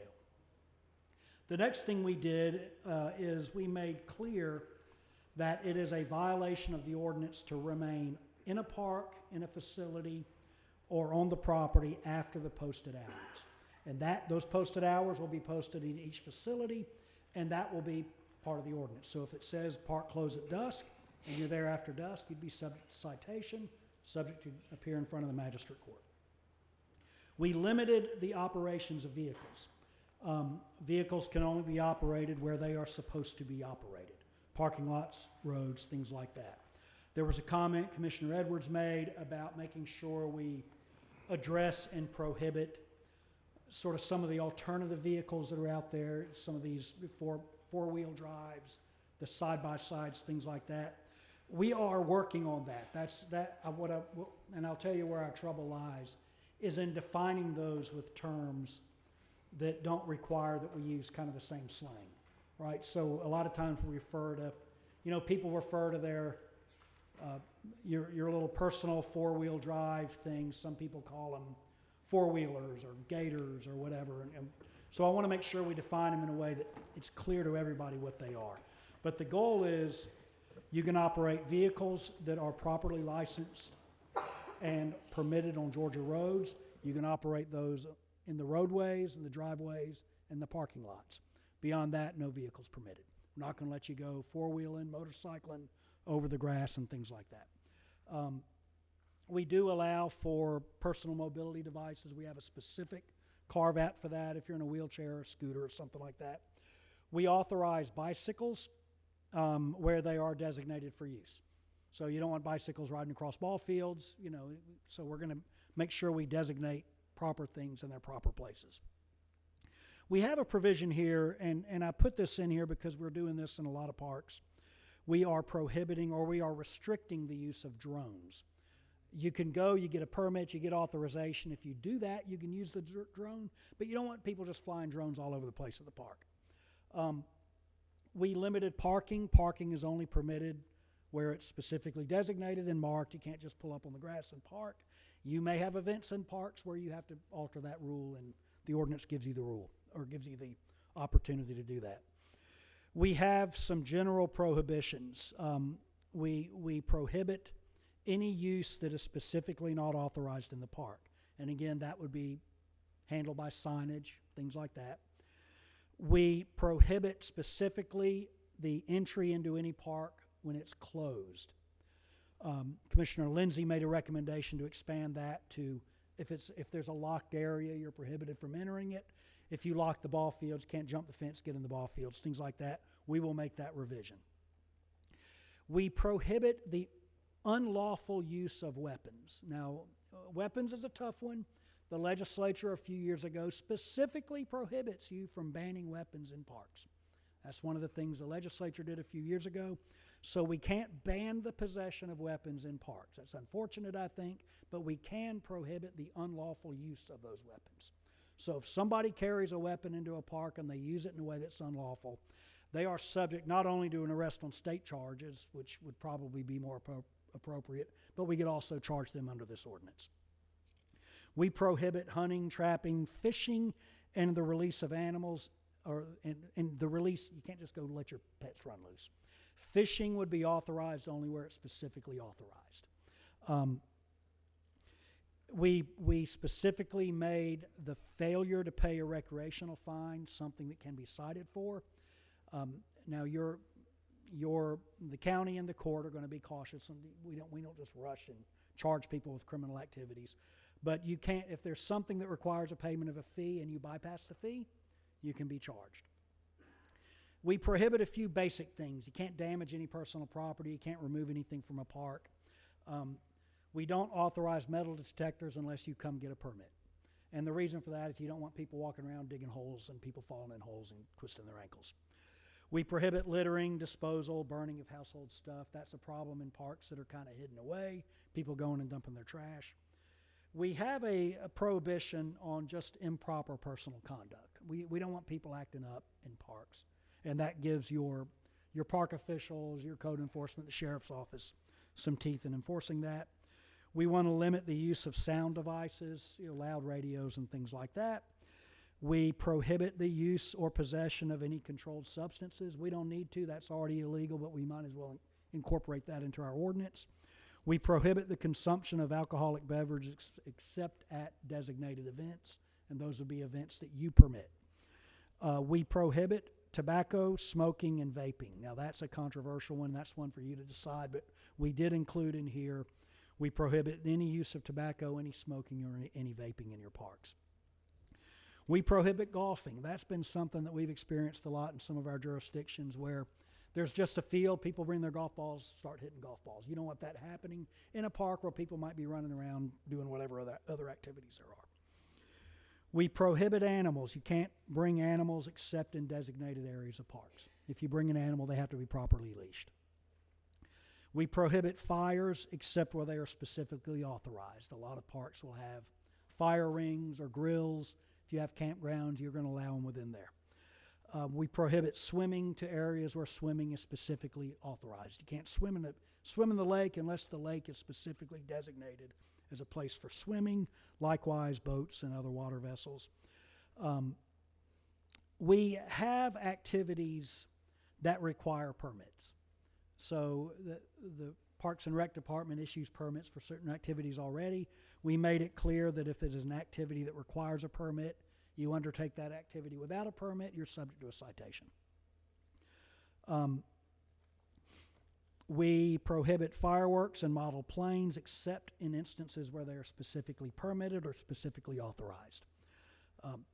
We restrict the use of athletic fields or courts to specific uses authorized. And this goes to Commissioner Lindsay's comment about locked fields. If we lock a field or close a field, if you breach the field, you can be subject to a citation. We carried over the existing ordinance related to camping. So there's a set of rules you'll see. It's on the last couple of pages that we simply picked those up from the old ordinance and plopped those into the new one. I've not heard that there's a problem with that, but camping's authorized only when and where it's authorized. So a couple of things we're going to address a little more directly. That's not already addressed in here. We will prohibit entering into any locked areas within a park. Any area that's designated by signage is closed temporarily or permanently. We will make sure we better define the types of vehicles that are simply prohibited. And that's kind of those, dirt bikes, things like that. The unlicensed, unauthorized road, things that aren't authorized on the road, we don't want those in those parks. And another thing, this was an idea from Commissioner Lindsay, would be to ban entry into the park upon conviction of a violation of the rules in magistrate court. So upon a first conviction, a temporary ban up to 60 days. After 3 convictions, you'd be subject to a permanent ban. I want to add that we're going to have some appeal processes. So I'm going to work in an appeal. If that happens and you want to appeal, there's a way to appeal it. So that's where it stands today. I'm not going to ask y'all to adopt it today. I want everybody to look at it. I'm going to circulate a revised revision probably tomorrow. If there's any other comments you have, we'll try to incorporate those. And I think at the next meeting, we'll present it to you for adoption. If you have any questions, comments, suggestions, I want to hear them so we can make sure we incorporate them. Thank you. Commissioner Long?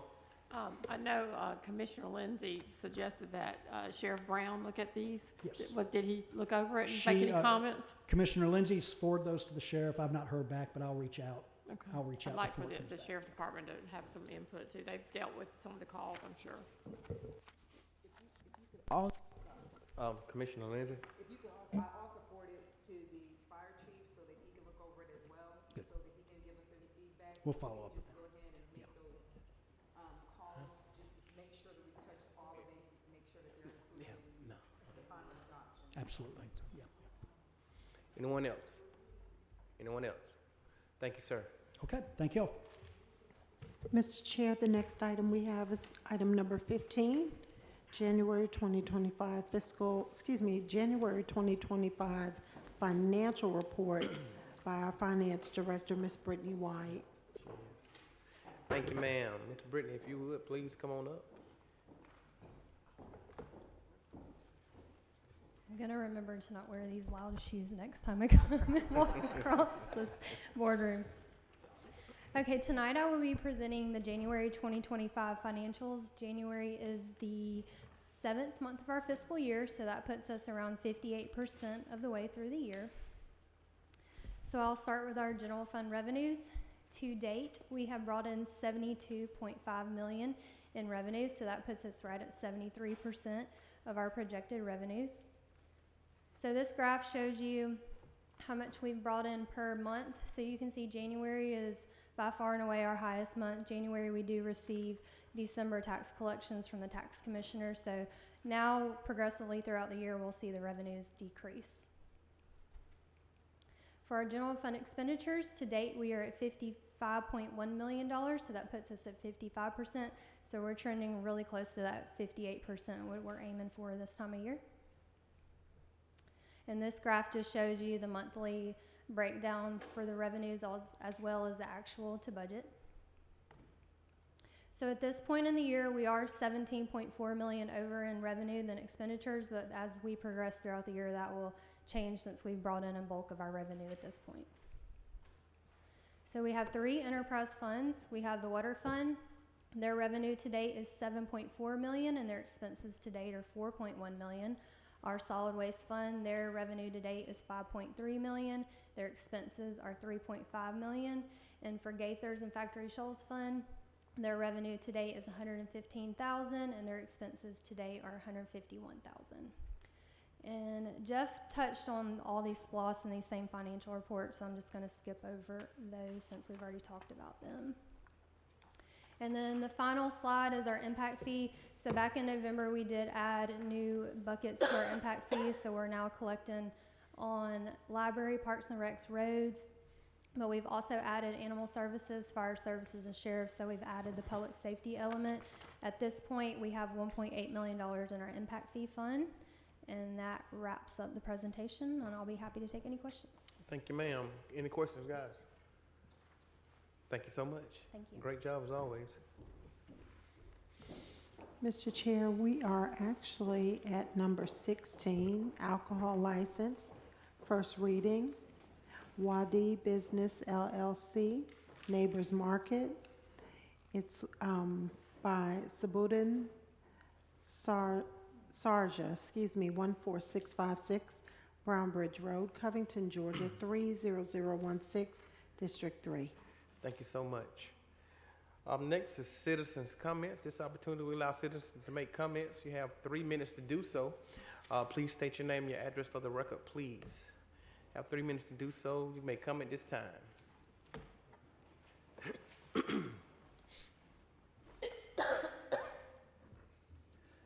Dave Norton, 4357 Highway 142, Newborn.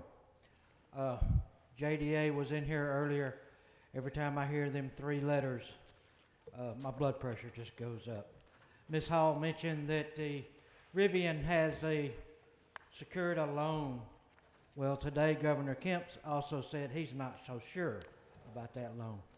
Anyway, that's all I'm going to say, so my blood pressure won't get too bad. Next week we have a planning zoning commission meeting. There will be a developer here. The presenter for them Goes by the name of Phil Johnson. Everyone knows him. Every time he's been in here, it hasn't really looked good for the citizens or what the citizens want. Every time I see that name, my blood pressure goes up there too. So I would like to ask my commissioners to be here next week for that meeting. You don't have to speak. I don't know that you can, but you can sit here and you can listen to the citizens get up and speak. And because if you just hear it secondhand, you won't hear our passion or our commitment to what we want. So I would love to see y'all here next week. We had about 30 people watching on YouTube earlier. I don't know how many's still there. I would ask y'all to come out also, everyone in the room. Please show up. That's all I have. Thank you. Thank you, sir. Anyone else? Please state your name and your address for the record, please. You have 3 minutes to do so. Good evening, you good people. This is Maya Allen. I'm District 3. I had a different agenda when I came up, or when I came in today, but when I saw Mrs. Sawyer, my agenda changed. Apparently, I tried to have a conversation with our county manager on last meeting regarding this, but she was a patron or recipient of the ARPA funds that our seniors receive. And she requested that she had 3 bathrooms and a door that needed to be replaced. And she initially had a contractor, but was told she couldn't use that contractor, that she had to use who was provided, which is a problem because that was not one of the stipulations. They began the work January of 24. They finished in April of 24, but the work was subpar. And so therefore, she did not want to sign off, as none of us would have wanted to. So apparently they went several months with her trying to sign the contract, which she refused, and it was amended without her knowledge. She has no visibility into that contract. The contractor was paid, and she still has poor results in her house. She has been promised phone calls. She has been promised visits, as nothing has transpired up until this point. So going forward, this will be my mission for the next meetings. So I implore you, in your position, to please give Ms. Sawyer a call and attention so that these issues can be addressed immediately. Ms. Sawyer, did you want to say anything? Pretty much said it all, but because I've been going through this for over a year, and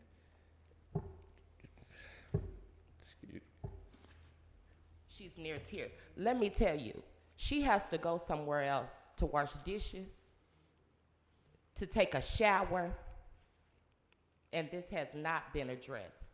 And we have a senior here in tears, and nobody has called her back. So, Mr. Brown, thank you. Thank you. Anyone else?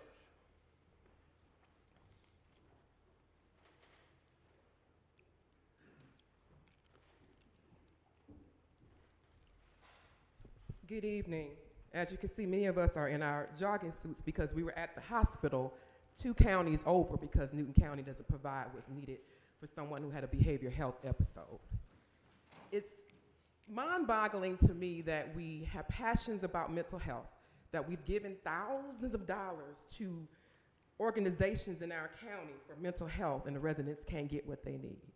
So we had to spend almost 8 hours, we just came straight here, for a person who could not receive behavioral health situation or behavioral health, mental health assistance because it's not here in Newton County, but we've given funding to people for behavioral health. That is a huge problem for me.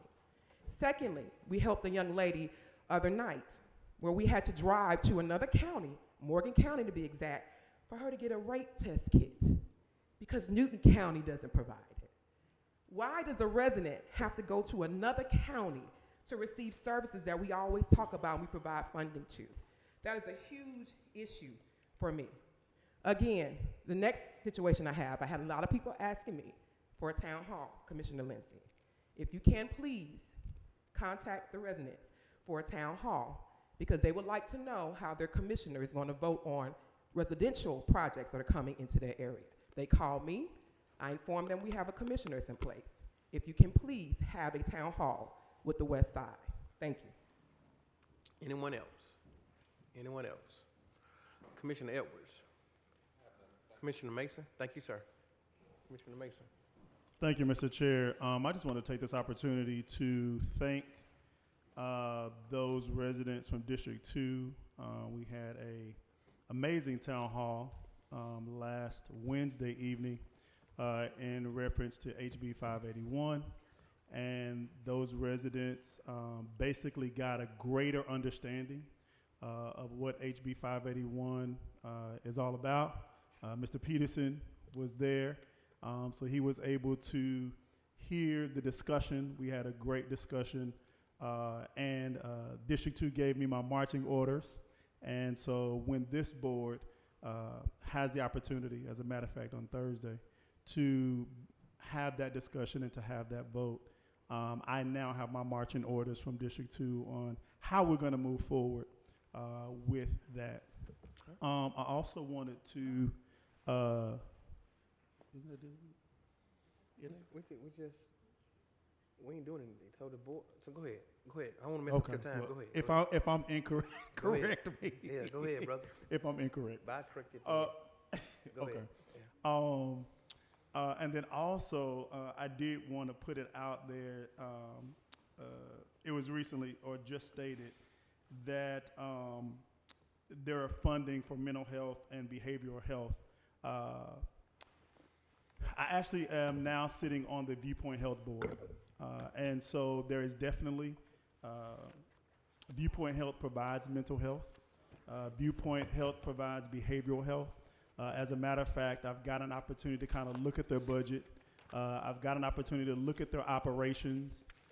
So anybody that needs assistance when it comes to mental health or behavioral health, I want to make it known that those services are provided here in Newton County, and they are free. Viewpoint Health does provide those, so anybody that has those, you don't have to go to another county to actually do that. You can go to Viewpoint Health. I know they have a location that's right near the library downtown. You can go in and they will basically do their best to assist you. If someone goes there and they don't assist you, please feel free to reach out to me. Let me know. And I will have that conversation with the executive director, and we'll make sure that we get that addressed. Thank you, Mr. Chair. Thank you, sir. Commissioner Lindsay. I just wanted to make sure that everyone knew that we lost an icon in our community at the beginning of this month who was put to rest on Saturday at Grace United Methodist Church, and that's Joseph Lightfoot.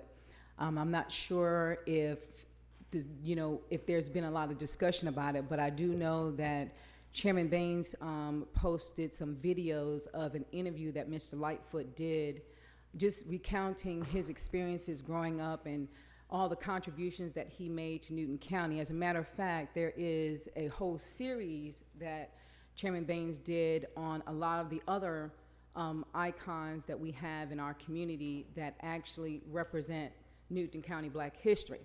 And while there are other entities that are not honoring or acknowledging Black History Month, I just would like for us to, as best as we can, teach our kids about the history here in Newton County.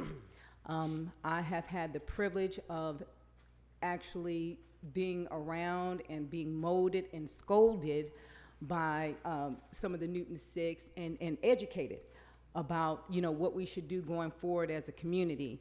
And I think that it's important that we educate each other, and I would ask that if you have children, that you direct them to the website that has been produced, so that I think it's Empowering Up on YouTube, that has an actual full video of Janet Goodman, Joseph Lightfoot, Willie Reed, several iconic people in our community. If you want to celebrate February as Black History Month, then you have an opportunity to do so by educating your children and educating yourself on the history of your community. And so I would like to just wish everybody a happy Black History Month. It is February. It's the shortest month of the year, but we can be very impactful in these 28 days. I'm planning on doing it like I do every day. Thank you, Commissioner Henderson. Thank you. And this is Black History Month. I grew up with most of those people. Joseph Lightfoot, in fact, went OC. I think it's auntie, but anyway, we lived in the same house. When she was running, I was a major part of her campaign when she ran for City Council and when she won. And one good thing about Joe, he would take a lot of pictures. Ooh, he would take so many pictures. But I never did get one, so I'm hoping that maybe we'll see some old pictures that he took of me in Forrest and others. Forrest Sawyer. Forrest Sawyer Sr., shoot. I mean, he would talk and they would talk and they would talk and tell me a whole lot about Newton County. And I miss him. He brother, Lester Lackey Sr., Junior Dump, I call him Dump. I know his father. We grew up together. Horace Johnson, we grew up together the same year. And as Avis said, Williams, who got the award earlier, we're from San Hill. And we understand that the fact that we're from San Hill and we stood up. And I'm going to share a little about Avis, and I'm going to shut up. And maybe I'll share a little something about somebody else next time. Avis, them, and the King were like kin. And as the story goes, that when Martin had been assassinated, that her mother, Miss Williams, wouldn't take her because she was scared of some kind of threat at the funeral. So, and they did come in to Bethlehem Church, because I remember Chairwoman Kathy Morgan wanted me to bring a picture of them, and I couldn't find them because I don't think too many people had a camera back in them days. But nevertheless, they helped make this county as good as what it is today. And let us not forget our history, good or bad, because if we forget our history, then we won't know where we're going. You don't know where you're going, you got to know where you came from. And that's what I'm trying to tell the young people today. Know your history so you can know where you came from. Thank you. Thank you, sir. Commissioner Long. I just wanted to say, I didn't know anything about the 6. I've never heard about that, but I'm looking forward to go looking it all up and you guys teaching me a little more.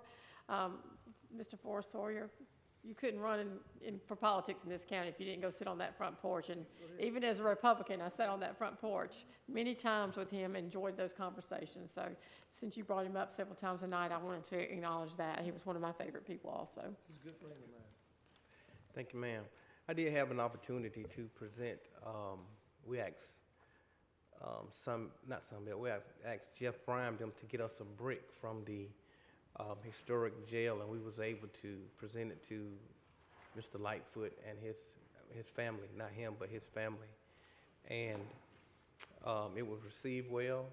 And I'm thankful that this board is moving in the direction that they're moving in to preserve the jail and make it out of a museum. And so we're just thankful. Thank you for all, and we are going to celebrate Black History Month. With that being said, guys, I seek a motion that we adjourn, please. Second. It's been motion by Commissioner Henderson and second by Commissioner Mason. All in favor? We stand adjourned. Thank you. 5-0.